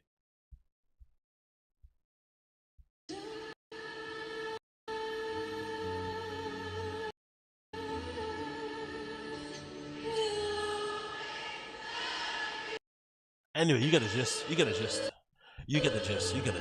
gist. Big up Drake for giving J.Cole his flowers. They look pretty sick. I watched a couple of clips of it actually, and it's awesome. And I'm just kind of, again, thankful for J.Cole. I'm not sure if it was a rule, but if he did stipulate that they have to make sure that they were all flipping, what's it called? That everyone was performing with the backing track. I love it because it was definitely felt. I definitely felt that. Definitely felt that. Anyway, moving on from this. This is pretty funny. Have you guys seen this? This is flipping hilarious. I felt like it definitely goes to show how terrible of flipping guests we are in countries. Look at this. Curse of enemy. Amsterdam launches a stay away campaign aimed at young British men. I love it. Specifically, young British men. Doesn't even say British people, whatever. Young British men. You know who it's targeting.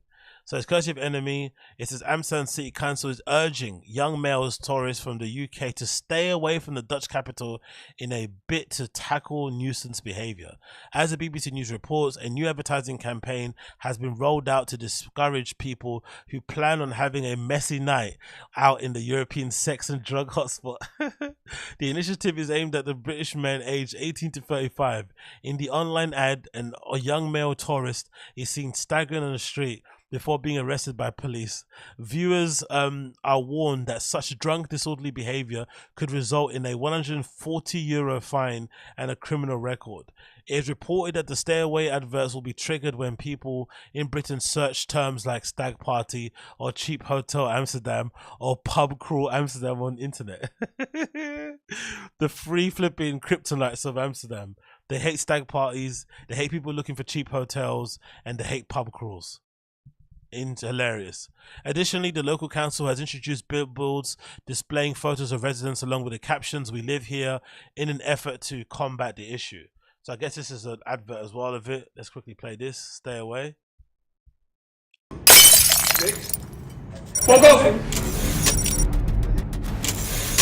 I'm tested for a messy night and getting trashed. €140 fine. Criminal record. Fewer prospects. So coming to Amsterdam for a messy night. Stay away. I also love how they got it in like the Supreme box logo, right? They got it in that box logo print. Stay away. Yo, British people are such nuisances. We are so messy. We're such a delinquent country that we have whole entire cities declaring that they don't want us to flip and be there. Crazy. An accompanying How to Amsterdam campaign will include posters, screens in hotel lobbies, and host approaching visitors to remind them of their manners. There's also plans in the works to move the red light district's distinctive neon light windows to a new erotic zone, which is located away from Amsterdam's residential area. From this weekend, brothels and bars will have earlier closing times, a ban on smoking cannabis on the streets and in and around the red light districts coming to restrict on May. It was announced last month. Oh my God, that's so horrible. As the BBC, actually, let me see this actually. What's this ban on time? Because I actually want to go there to go flipping to school, that flipping techno club in Amsterdam, actually, legendary one. As BBC notes, there's still a debate about whether the tourists should be banned from the Dutch cannabis cafes. Brits can currently purchase return flights from Amsterdam as little as £50. The city, who has a population of 883,000 people, welcomes approximately 20 million tourists per year. Bloody hell, mate. They have a population under 1 million, but they welcome over 20 million tourists per year. Sofiane Mabrak, the deputy mayor of economic affairs at the inner city, told The Guardian, visitors are still welcome, but not if they are misbehaving, cause a nuisance. As a city, we're saying we'd rather not have this, so stay away. Yo, we are such bad tourists, but I don't deny it though, because I remember one of the funniest things to see, especially when I go to Berlin a lot, because I go there often. That's my only kind of reference point for this sort of stuff. But when I go to Berlin often, one of the interesting things to see is when sometimes you bump into really terrible tourists, especially from the UK, who don't know, how you're meant to act in places like Berlin. So for instance, Berlin, is obviously a techno city, obviously a nightclub city, and obviously well known for Berghain. But people also take music and clubbing very seriously over there. It's a little bit corny, it's a little bit cringy sometimes. It can maybe make you want to vomit in your mouth, but they really do take going out seriously. It's like an art for them. So they don't really take well to the things that we do here at home, like getting absolutely plastered pre-drinking, doing loads of drugs at home before you go out, doing them on the queue before you get in, doing them on the dance floor, doing them at the bar, talking, going up to random strangers in a club and trying to, engage them in conversation and trying to make them laugh, asking people for cigarettes. They don't like that shit. The stuff that we do commonly, just mucking around and just being loud in queues and stuff, they hate it. So it's always hilarious whenever I go to Berghain, and for some reason, it happens not all the time, but sometimes you'll see it. There'll be a group of British guys, especially, who don't really know much about how you're meant to act. And they'll be doing what British guys do normally in queues, talking loudly, drinking, having a blast. And it's always hilarious when they get to the front and they get told no. The shock on their faces, they just can't understand going to a nightclub where the door policy is they get to select who comes in. They don't care if you have money, they don't care if you're rich, they don't care if you're poor. They get to decide. Like, you're not guaranteed entry. Whereas everywhere they go in the UK, as long as you can walk, sometimes it's not even that, you're basically okay. They'd let you in anyway because, in the UK we have really strict opening hours. So that kind of lends to clubs and bars being a lot more lax on letting people in because they need to make some money back on a bar. So they'll let in loads of crazy drunks and people that are super high and shouldn't be in clubs. That adds to the antisocial, tense, rubbish kind of atmosphere. And then that kind of leads to fights and all sort of mad nonsense. Just not a good night out. So the reason why it's good in these other countries like Amsterdam and like Berlin or these other cities is because they take care of their nightlife. They take it seriously. But for some people like us who don't take it too seriously, and I think the UK, similar to maybe guys in America, we're quite similar in that regard. We kind of see alcohol and drugs as like a function just to get fucked up. We don't actually see it as like a cultural thing.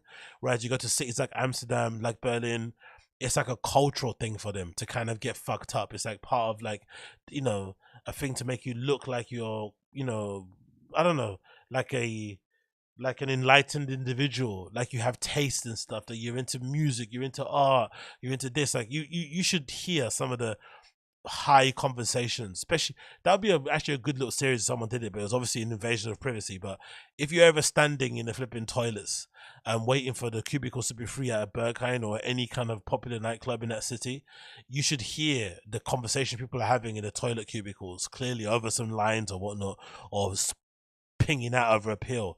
They're really talking about world affairs, sustainability, the environment, politics, like crazy things, urban planning, architecture. Like they're playing all these crazy things because they really do take themselves a lot seriously. So for guys like, or for people like for people from my country in the UK, British people specifically, it can be a bit of a shock to kind of get used to all of this sort of stuff. But the weird thing about this kind of campaign is that it actually does benefit us, because them being this serious and not really kind of allowing the hordes of British people to come in and just kind of fuck up their city is actually going to make their city way more appealing and way more kind of alluring people to kind of want to go to and plan a holiday to, especially with the prices too, because $50 or £50 to go to Amsterdam and chill, have a good time and come back is pretty decent, all things considered. But I want to see what time he's going to close. This update is pretty concerning. This is a headline courtesy of the BBC. Amsterdam bans cannabis in red light district. What's happening here? City Council also announced on Thursday that restaurants and bars will close by 2 a.m. on Fridays and Saturdays, and no new visitors are allowed in the city after 1 a.m. Crazy, bro. But yeah, loads of things are happening, but I still want to go because I really want to go to this club here called The School in Amsterdam. It's an amazing little cafe bar type of place in a former school. I think the architecture of it is pretty cool, and they have some really cool kind of nights that they kind of host there. And I've heard people say that this, ironically, weirdly enough, might be better than Berghain as a space. I think because generally, Dutch people are way nicer than Germans, really. Even though they're kind of straight up and, don't take no prisoners, they're still kind of way nicer than the conventional German that you might see. But let me just quickly check out the program and see where I'll go on, because this school definitely looks like a place I should be having on my list to kind of check out for sure. This is the program, right? March. I meant to be going away somewhere in April. What they've got here in terms of April dates? Who they've got here playing? They've got Club Dig, Lulu, Leo Chi, Honey Dijon is playing there in April soon. Who else is there? Ben Sims, UK legend. You got Nyx playing there soon also. Yeah, some pretty decent lineups here as well. That might be an opportunity to check it out. And again, the pre-sale price, €15, is a pretty decent to go and check it out. So that might be something that might be on the list. But yeah, big up flipping Big up Amsterdam. I don't blame you guys for chucking us away. I've seen what British people can do out here, and yeah, we can be really annoying and we can be some of the worst tourists ever. But we do spend a lot of money as well, so it's a bit of a wobbler to be involved in. Do you know what I mean? Like, how do you kind of handle that situation when you know we're gonna come in and kind of really lay down the money, lay down the peas? Anyway, moving on from this, have you guys seen this? This is pretty crazy, right? This article courtesy of the BBC regarding this young lady here. This is pretty wild. Darya Trepova. Darya Trepova. One absolute crazy lady. So they're alleging that this woman here was responsible for leaving some statue that was filled up with like explosives at this cafe, which ended up killing this very influential blogger out there in Russia. Pretty crazy, right? So the article says here, the detention of Darya Trepova for the murder of Russian pro-war blogger Vladlen Tatarsky has raised questions about the young woman's background. So they're saying she might be Ukrainian. Russian media reports that Ms. Trepova handed Tatarsky a statuette which believed to be containing explosives that killed him and injured more than 30 people. Later in the video released by the Russian photographer, she is seen admitting that she brought the statue to the cafe. However, her statements most likely obtained under duress, and she did not say whether she knew had explosives or not. So they're basically not too sure. Did she take the statue to the guy, to the cafe, knowing it had explosives in it? Or was she, given the statue thinking it was one thing, and then it went in there and it completely flipping exploded? But the video footage of it is pretty crazy. I played the video footage here, courtesy of the BBC, of her pulling up. It's pretty wild. This is the lady pulling up to the cafe, holding the box that with a statuette in it in St. Petersburg in Russia. She walks into the cafe. The next scene is the pro-war Russian blogger being given the statue in the cafe and kind of, looking at it, giving it the once-over.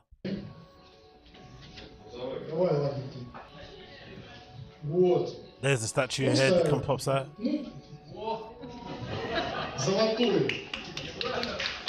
And then boom, destroys the cafe. It kind of blows all the windows out from the side. Madness, man. Holy shit.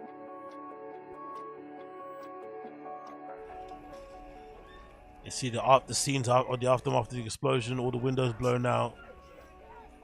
Crazy. Can you imagine the scene there the next day? So it says here, Russian officials say that the act of terror as a killing is now being described as planned and organized by the territory of Ukraine, and that the suspect of the support of the Anti-Corruption Federation, FBK, headed by the jailed Russian opposition, Alexander... Oh, they're blaming you on Alexei Navalny. Oh my goodness gracious. But friends and family say that while she was an anti-war activist, she was reportedly detained at protests at the start of the war. Her views were not radical and she was not capable of murder. Her husband, Dmitry Roglov, suggested that she may have been duped. Bloody hell. Who knows what the hell going on there, mate? Absolutely crazy. If anything, this is just another kind of... It might be a clever psyop as well. To kind of have her do this, and then essentially it kind of continues and stokes the fires of war, because it feels like they don't want to ever kind of reach any kind of impasse or peace point at the moment. I think maybe too much blood has been spilt to have any, inkling of peace. They're going to go until the last person drops, unfortunately, which is going to be bad for them because there's a lot of blood is definitely going to be spilt. But this does feel like another unnecessary stoking of the flames on. But yeah, RIP that pro-Russian blogger, pro-war Russian blogger, I guess. But it's fucking sticky when you're out there in flipping Russia. It's absolutely sticky out there. We cannot lie. We cannot lie. So next on let's talk about here is this. I want to quickly mention this article courtesy of flipping Highsnobiety from 7 days ago that just still is giving me annoying vibes. So I guess Highsnobiety is kind of essentially like the streetwear version of Complex. They do these kind of inflammatory posts that is kind of done in order to kind of generate clicks and get people to kind of talk and stuff and debate. But they randomly put out a post on their social media with a tombstone that reads, New York Supreme, New York founded April 1994, dead March 2023. So they're basically saying Supreme is dead, long live Supreme, and just to kind of, generate some clicks and whatnot on their social media, which is also annoying. So on the face of it, clearly this is a dumb statement. Supreme is nowhere near to be dead. If anything, Supreme is definitely a sort of an example for most streetwear brands coming up on how to be on longevity, on integrity, on just creating quality products, and obviously having a really rabid fan base. Because when I started buying Supreme, it was really, I wouldn't say it was really small, but it was also not as big as it was nowadays.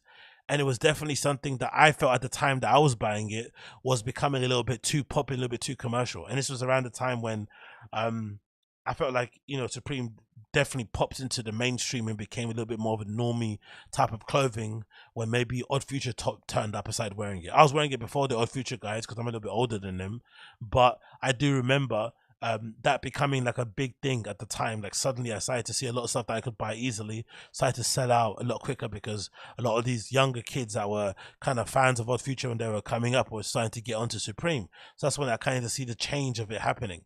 But one thing you have to give Supreme credit for over the years is their ability to just keep reinventing the brand and keeping it fresh, despite it kind of remaining the same. And I think one of the main kind of tenets of it over time has been this kind of embracing of the logo and of the font and of the brand name on the clothing. They don't, so many more of their lookbooks now and their pieces, especially jackets and shirts and shit, have Supreme written on the front, on the back, on the side, and all that stuff is done clearly, I think, to kind of appeal to a younger generation of fans who want to have big brands and logos over their chest and shit. When I was coming up and I was buying Supreme, we like the subtle shit. We like to have the jacket that had like just a little Supreme woven label on the side that only if you knew type of thing. Maybe it'd have like a tonal logo, so the logo would be the same color as whatever the body of the top was, but it would never be like something crazy like with SUPEREM. Like it wouldn't be that crazy. It would be always really subtle, really kind of hidden, embossed underneath a pocket, a slight there, but it'd always be about the cut and the color of the item. So over time it's sort of like changed, and I feel like that's been a really clever thing, because of what they've done, they've maybe increased the amount of logos, but they've still done what they do all the time, which is create really great outwear, really good hoodies, really great hats, really great pants, and the collabs are always kind of, for the most part, 7 to a 9 out of 10 every season. They don't usually go underneath a 7. So those is what kind of keep them going. And also, think about it, another thing that I also like is the kind of accessories. That's another part that I feel like doesn't really get looked at too much. They have do a really good job over the years of just making really good, what you maybe call knickknacks, right? Like toolkits. Like they've got that karaoke box this season, a motorbike, you know, like whatever, those type of things all the time. I feel like are little kind of accessories that they kind of keep going, like the Tamagotchi, that kind of keep the brand fresh and somehow kind of, you know, allow it to kind of, you know, even the brick from back in the day, that was also something that kind of kicked off. So I feel like when people come out here and say Supreme is dead, it's always a little bit funny, because Supreme is nowhere near to being dead. Like they're legitimately, you know, still out here kind of being the cultural leaders in what they're doing. You know, the Balenciaga cancelled collection that they have, that's probably due to be coming out very, very soon. When that eventually does drop, it's going to do absolute numbers. It probably might do more numbers than the Louis Vuitton thing they did back in the day. So to say that Supreme is dead is really, really silly in my opinion. But let's read the article here and see what they say anyway, regardless, on this post that kind of maybe details why they decided to kind of put this nonsense out there. Let's go here. It says Supreme is dead. It's a sentiment shared umpteen times by blogs, forums, and Discord groups and Instagram commenters. Is Supreme actually dead though? Dead doesn't necessarily refer to an inactive brand. It simply refers to a brand that's lost its cultural clout it once had. Oh, thanks, Highsnobiety, for defining what dead means. Thank you. Supreme remains one of the biggest streetwear brands in the world and enjoys a name brand recognition that Supreme's parent company WF seem to value above actual sales. Okay, what's that? yeah, big up, yeah, Knickknacks. Big up the Knickknacks crew. Big up the Knickknack man, them. Knickknack, paddywhack, give a dog a bone. Anyway, Supreme's revenue apparently hasn't reached VFW Corp's $600 million goal. If If EF values Supreme's branding enough to offset the debt and incurred when it paid 2.1 billion for the Supreme back in 2020, but I still think 2.1 billion is a flipping steal for Supreme. If someone wanted to buy it now, it'd be definitely worth way more, especially with the new stores in Czech. Supreme was arguably the most powerful brand in youth culture for the entirety of 2010. Its high-profile collaborations sold out in milliseconds. That Louis Vuitton Supreme jacket is so awful, isn't it? That's the most Asian jacket I've seen in my entire life. Like, if people like to say like black people like to wear gaudy things, there are certain things that you see that you think only Asian people would like, and I think this is a good example of it. This Louis Vuitton Supreme jacket, absolutely awful. It continues. However, Supreme and the North Face's Spring 2023 collection, typically one of Supreme's hottest drops, sat online for days, but it still sold out. That's not equivalent to, doesn't mean anything. Who swiped Supreme's crown? We could argue that it wasn't any one brand, but a collective of brands empowered by social media and reconfigured creative direction. Here's the thing, Supreme's not dead in the literal sense. It's still a big name with big followers and sells plenty of clothes, but no one is on top forever. They don't want to. That's the thing though about Supreme, people that don't understand. They don't want to be on top. They don't want to be on top. They just want to be around and still kind of churning out quality collections season in, season out. That's what probably makes them the #1 brand. They don't care about being on top. They just care about being able to service their fans, provide them with great quality content, and kind of keep it moving that way. What's Severa Design says, hey Bubba, King or Sting gear, Thick Boy gear. Thick Boy gear, unpopular opinion, I don't think it's that bad. I think Brendan's Thick Boy stuff is pretty decent. Now, the reason why it's decent is because he steals most of his designs. Most of it is kind of stolen from other places. You know, especially the jersey designs and shit and the logos.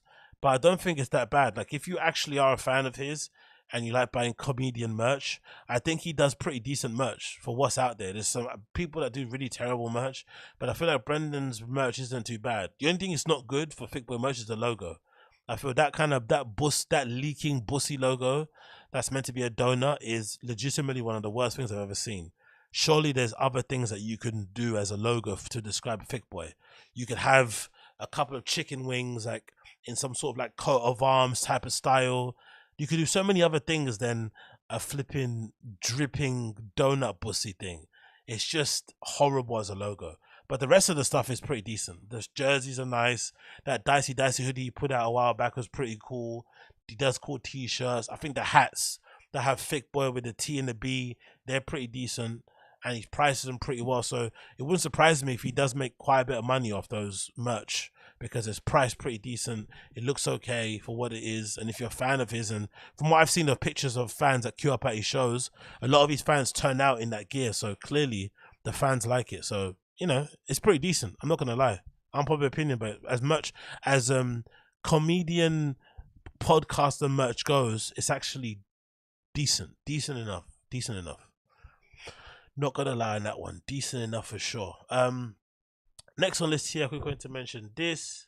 This is courtesy of Complex, and this is regarding Jerry Lorenzo of Fear of God essentially shutting down the rumors that this particular shoe that got leaked online is going to be part of his collaboration with Adidas that we still haven't seen.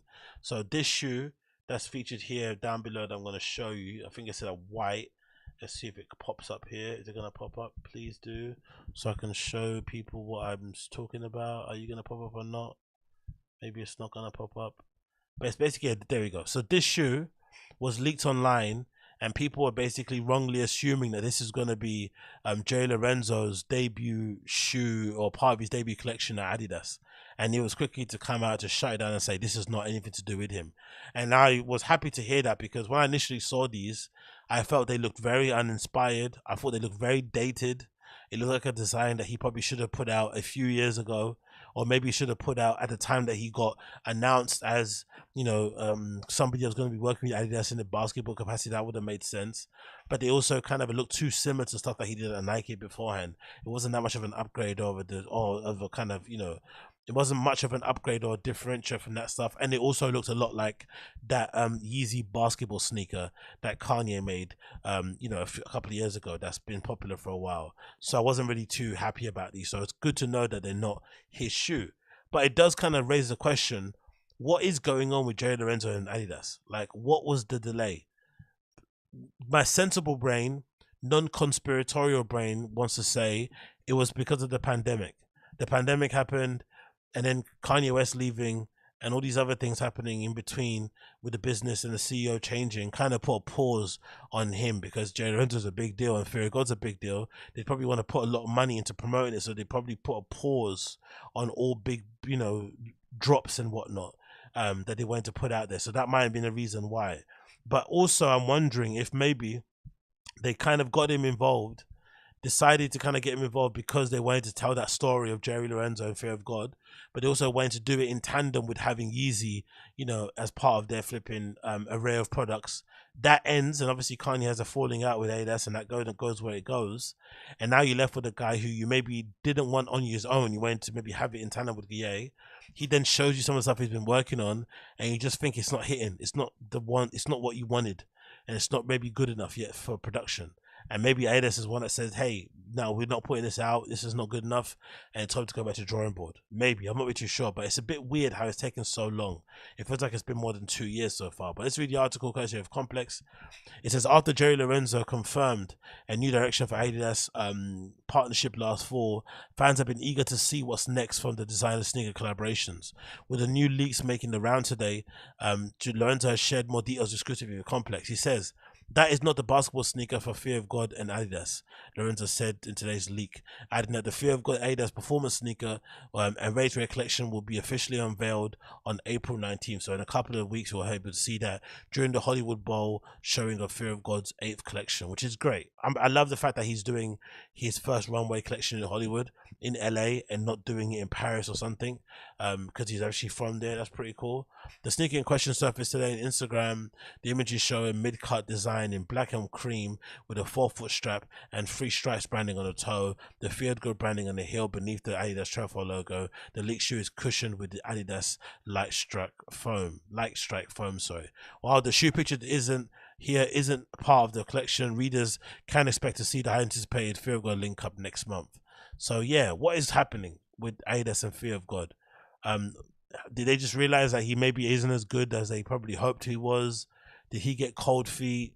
Is it an Yeezy thing? I'm not really too sure, but the reaction from everyone online was that these were terrible and he had to come out and clear it up. So whatever does drop in April needs to be really, really hard and a real departure from these. If it'll be really hilarious if what's his name? If Jay Lorenzo ends up debuting this shoe at the Hollywood Bowl show and it's just the same shoe with just the stripes removed or something. That would be hilarious if that ends up happening. I don't think it does, because if anything, when I look at the shoe, it kind of looks like something that was designed when he initially signed the deal. So it may be the first sort of like prototype or model that they kind of spec'd up.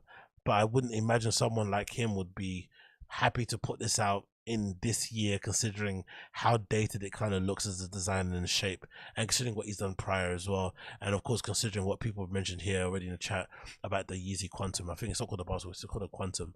So yeah, they look too similar to that regard. So I think he wouldn't want to tell that story again in his own way. I think he wants them to do something fresh, you would imagine so. But yeah, not really too sure what's happening with Jay Lorenzo. I'm hoping it's just like, normal life stuff and the pandemic got in the way and things got delayed, but it's not a really good sign that they've taken so long with such a high profile person to put anything out, and we still haven't got any idea on what the shoe looks like. It's been really under wraps. Either it's been really done, either it's not been designed at all, or it's been legitimately put super under wraps and no one has any idea on what exactly it's going to end up looking like when it does eventually come out. We don't know yet, but we're gonna have to wait and see.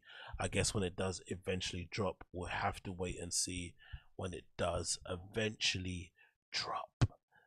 Moving on from that, what we have here to quickly mention? Bish bash bosh.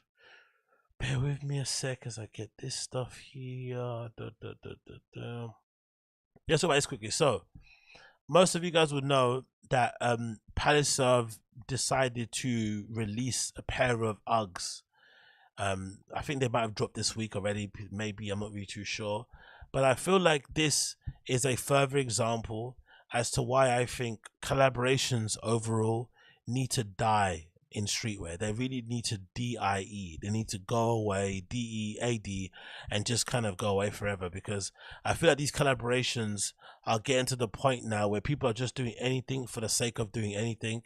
and it turns out to be completely terrible. And sometimes if you just do too many collaborations, what ends up happening, like what's happening with Palace, I feel like, even though I always hated the brand, it feels like to me that is definitely one of the final nails in your coffin. When people see a fucking UGG boot like this collaboration with Palace, it's like, it's so try hard, it's so desperate, and it's so, you know, it doesn't really relate not one bit at all to the brand whatsoever in any way slightest way possible, especially when you think about how up their own ass these guys are when they first started, about who wore the stuff, who they sponsored, what type of video they made, how they made it. Now suddenly a couple of years down the line, they've got their stuff, they, you know, everybody that doesn't skate basically wears it. Yeah, it started from being a brand for skaters only. Now it's definitely for all the hipsters. And now they decided to flip and make these absolute monstrosities that are legitimately vomit inducing. There's nothing about these that are cool. And if you're not watching it, so you can't see the picture, and you listen to this audio only, then you should be thanking me. You should be thanking me, like Brendan Schaub said when he told those guys to thank flipping Tim Kennedy for killing 9-year-olds in Afghanistan. You should be thanking me for not showing you what these look like. But if especially they're the classic UGG boot, which already is a bit of a Marmite shoe anyway, right? Maybe something you wear on the way to go pick up some groceries, pick up some eggs, maybe to catch, you know, maybe to see if you can get some flipping meat at the butcher's, but not something you'd wear to kind of freak and to flex when you're going out on the lash or whatnot. So a classic kind of UGG boot in that brown color, and they decided to adorn an UGG boot in 2000s-esque lightning strikes all over the upper to kind of give it this funky, youthful type of vibe. And if that wasn't enough, if we thought the brown, thundery, embroidered, hideous monstrosities wasn't enough, guess what they also done? They also done it in another colorway. They've also given it to you in black. If you didn't think the brown was nice enough and you were and ahhing, they've also given you a black option of this UGG boot, which I feel like legitimately may be the worst type of footwear I've ever seen from a brand ever. And if you are out there and you're a fan of Palace and you legitimately, unironically walk down the street with that big, stupid triangle on the back of your back thinking you're doing something, this might be the moment where you're going to be questioning your life choices. Do you want to be associated with guys who stand outside of pubs, rolling up, you know, their cigarettes, drinking Stellas, sneaking fucking pints of beer in their crotch or putting them in their flipping cargo jacket pockets, or stealing mugs underneath their jackets and wearing unironically sovereign rings and gold tooth caps? Do you really want to be associated with those guys and guys who also design flipping Thunder rugs? Do you want that? Do you want to be Thunder rugs guy, Thunder rugs girl, for sure? Like, how terrible and how ugly are these things? They're legit. Like, can you imagine walking down the street with these and the Palace triangle on your back and a pair of Levi's and shit, thinking you're doing something? Like, can you actually imagine somebody wearing these things, looking you up and down and saying, oh, you're not cool enough? How dare you? How dare anybody who wears shoes like these, you know, be in a position to tell somebody what they should be and shouldn't be looking like and what they should and shouldn't be wearing? These legitimately awful. And like I said before, I think sometimes you can do one or two collaborations too many, and then you're in a position that, you know, Palace are in now, where I feel like these collaborations are essentially killing the brand slowly but surely. First it was that Gucci shit, now it's this. Holy moly. Especially if you came at it and you was the core guy, you like their sort of like VHS, you know, filmed flipping skate videos back in the day. You love to see those guys hanging around town. You love to flipping gossip about them on Sidewalk Forum back in the day, and now on flipping skate, what's that, UK Skate Forum and stuff, and talk about what they do and wank off some of the founders. Now look at this stuff. How can you wank off anybody in that group of people when they kind of endorse and co-sign this nonsense? These are legitimately one of the worst things. Like, imagine wearing a pair of those Uggs and these shorts, these denim cargo shorts, right? You got denim shorts with cargo pockets. Can you imagine that? Wearing a pair of light blue denim cargo short, jean short things, and also wearing a pair of Uggs. Like, this is not even zesty. These are just awful. These are not zesty. These are pukey. That's what they are. Because I'm okay with zesty. Zesty's fun. Zesty's cute. These aren't zesty, these are just pukey. Like, legitimately one of the worst things I've ever seen in my entire life. Awful, awful, awful. And again, just another example that, you know, this brand has died a slow death over time, and most of it is because of collaborations. It's probably made them filthy rich, which is cool.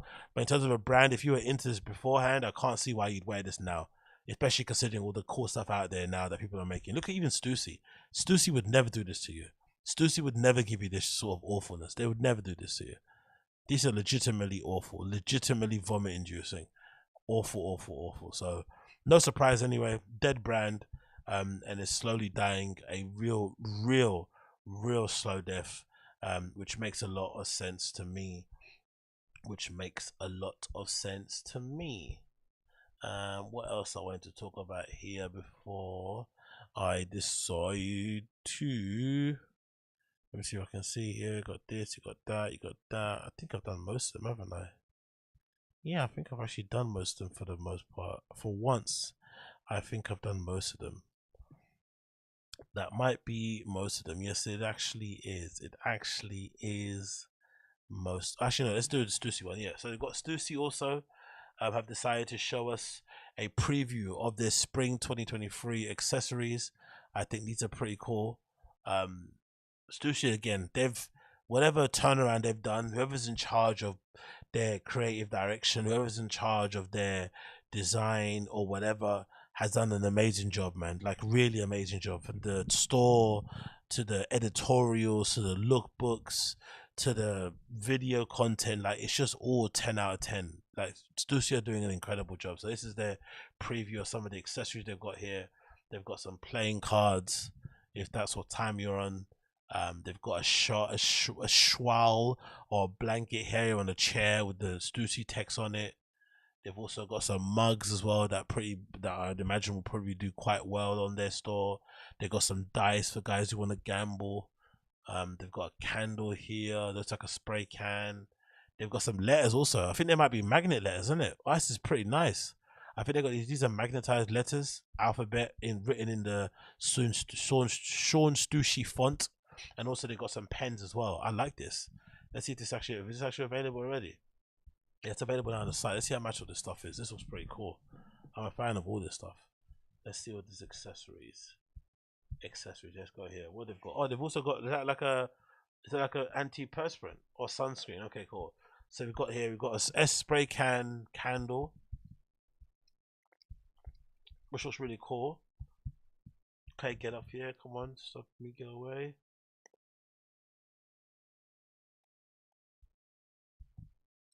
Yeah, so you got a cat. So you got a welcome mat.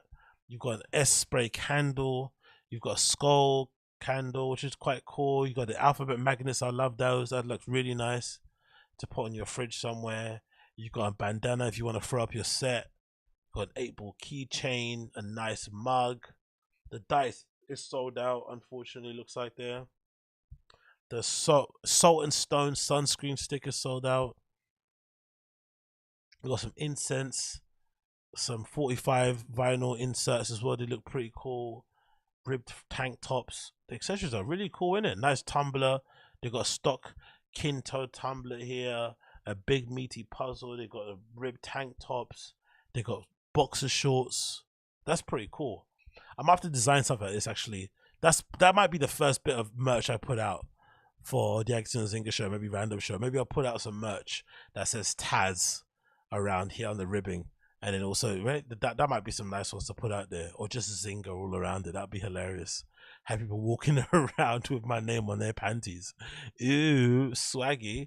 But yeah, I quite like these. How much are they? $48 for a pair of 3-packs. Oh, I'll sell them for much cheaper. I'll give you for 20. And they also got some good decent bags as well involved here, and some nice sunnies. But yeah, Stussy is flipping banging. I'm a big fan of what they do. Big up Stussy and what they put out there. They always are smashing it with the bits and the bobs. You cannot deny that. You absolutely cannot deny that. Oh my god. Okay, cool. And then I think last one I wanted to mention quickly was this, courtesy of Hypebeast again, regarding AFFXWRKS. And I don't know, it feels like I was going to mention this before, but I think I was going to mention it now because of just my interest in this new little space that's sort of like brewing and existing and maybe being exploited and used in some way, where people are basically making de facto clubwear.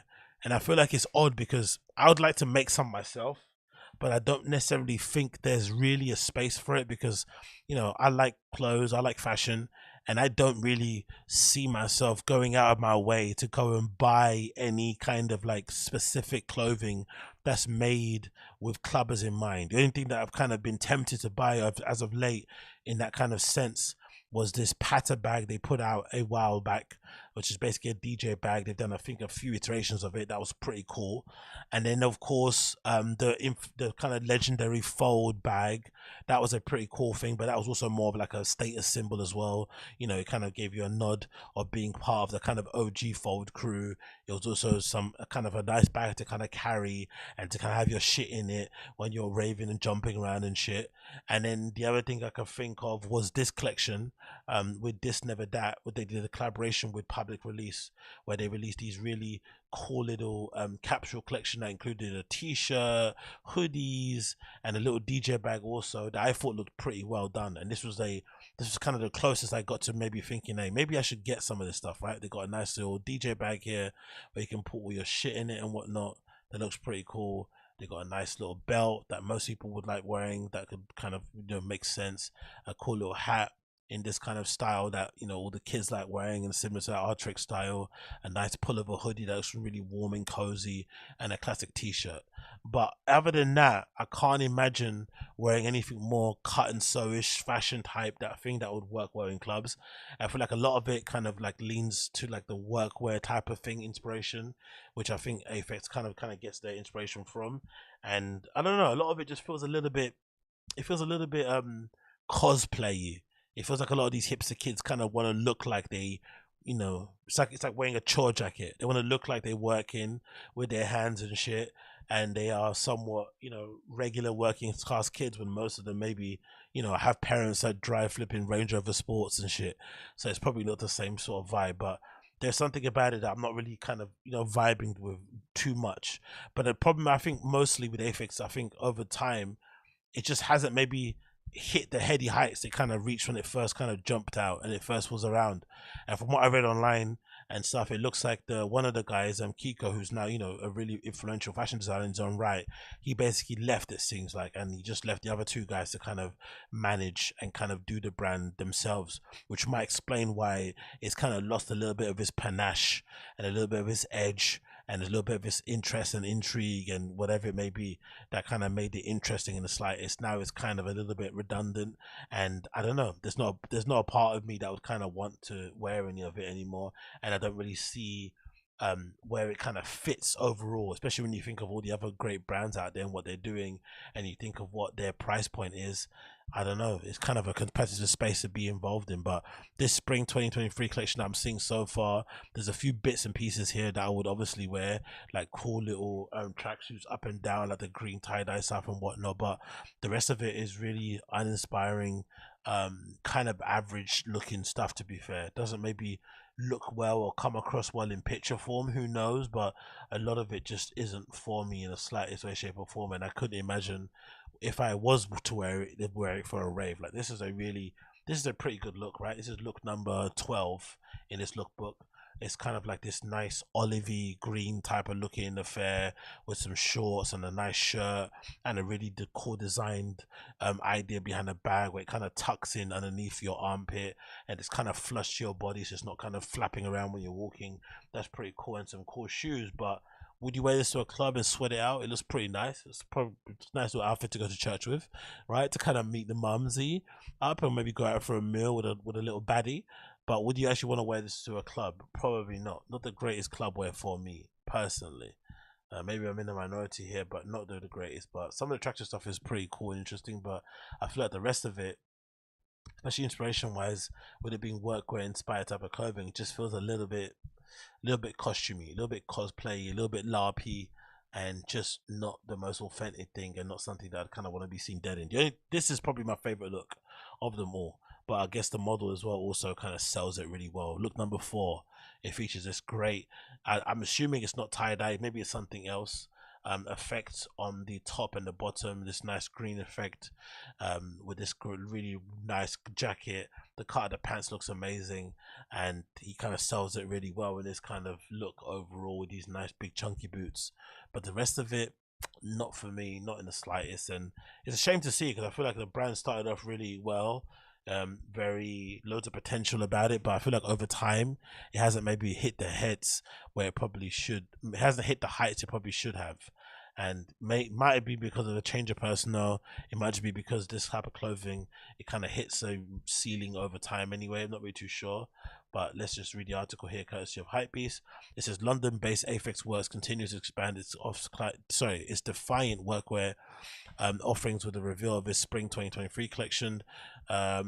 The collective imprint now debuts its spring 2023 collection, dubbed the Stasis is Death, inspired by the tunes birthed in England's West Midlands. The range draws for the 90s Birmingham sound and its extensive impact on the modern day techno music. However, the genre provided an intense backbone compared to the baseline funk from across the pond, and defines the offering through the artist's heavy-handed yet minimalistic aesthetics.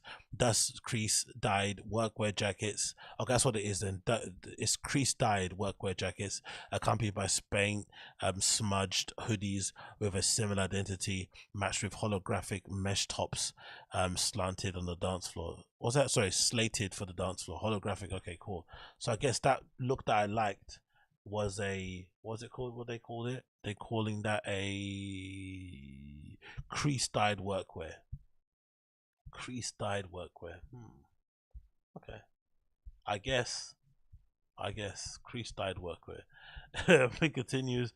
Protective menswear sets boast ribcage gashings with increased breathability, while stained variations land in a discolored brown hues. Traditional British tracksuits are kept sleek and simple for daily wear, pairing nicely with the corresponding shoulder bags and chained eyewear. AFFX branded crew necks and tees complete the collection alongside the okay, cool. Fair enough, I guess. Again, not for me personally. Not really somebody that'll be seen wearing this type of stuff day to day, I'm not gonna lie. But yeah, it's kind of sad to see how it's fallen off, because it did start off pretty hot. But I guess you can't sustain that until the end, can ya? You can't sustain that until the end. Anyways, so that has been the Agostinho Zinga Show, episode number 661. Thanks again for tuning in. Been a pleasure to have your company. Hopefully you have enjoyed the show so far. If you have, please make sure you smash the like button down below for me. That would be greatly appreciated. Please make sure you smash the like button down below for me if you've enjoyed the show. That would be greatly appreciated. Of course, if you're listening via the audio platform, you will hear my tune of the day. So all you need to do is listen to the audio side of the platform and you hear my song of the day. Don't delay, listen to that song of the day today and you shall enjoy that. If you're listening or watching this via the audio or video platform, you won't. It'll just fade to black and it'll just be back to whatever it was normal. But thanks to everybody for tuning in. I appreciate all of you. As per usual, the random show will be back again later on tonight. So if you want to check me out in there, then come back and I'll be doing that as well. So tune back in. We'll be pushing up, smashing out the content for the next 6 months or so. Gonna be going crazy dumb hard because I've been inspired by Tyler the Creator's recent deluxe album for Call Me If You Get Lost. The estate sale has been really flipping amazing to see somebody so young be able to smash it at that level. So I definitely have to kind of step up what I'm doing in my life and stuff and kind of push as hard as possible. So please do listen to the album if you haven't already. Tyler the Creator, Call Me If You Get Lost is absolutely amazing. The deluxe album, The Estate Sales, out now at the moment with 8 bonus records and they are absolutely flames. So flames, I'm focusing now and get myself back to where I need to be. But anyway, big up everybody in the chat, big up people for hanging out. I do appreciate every single one of you guys, and I'll see all of you very, very soon. Take care and be safe. Peace.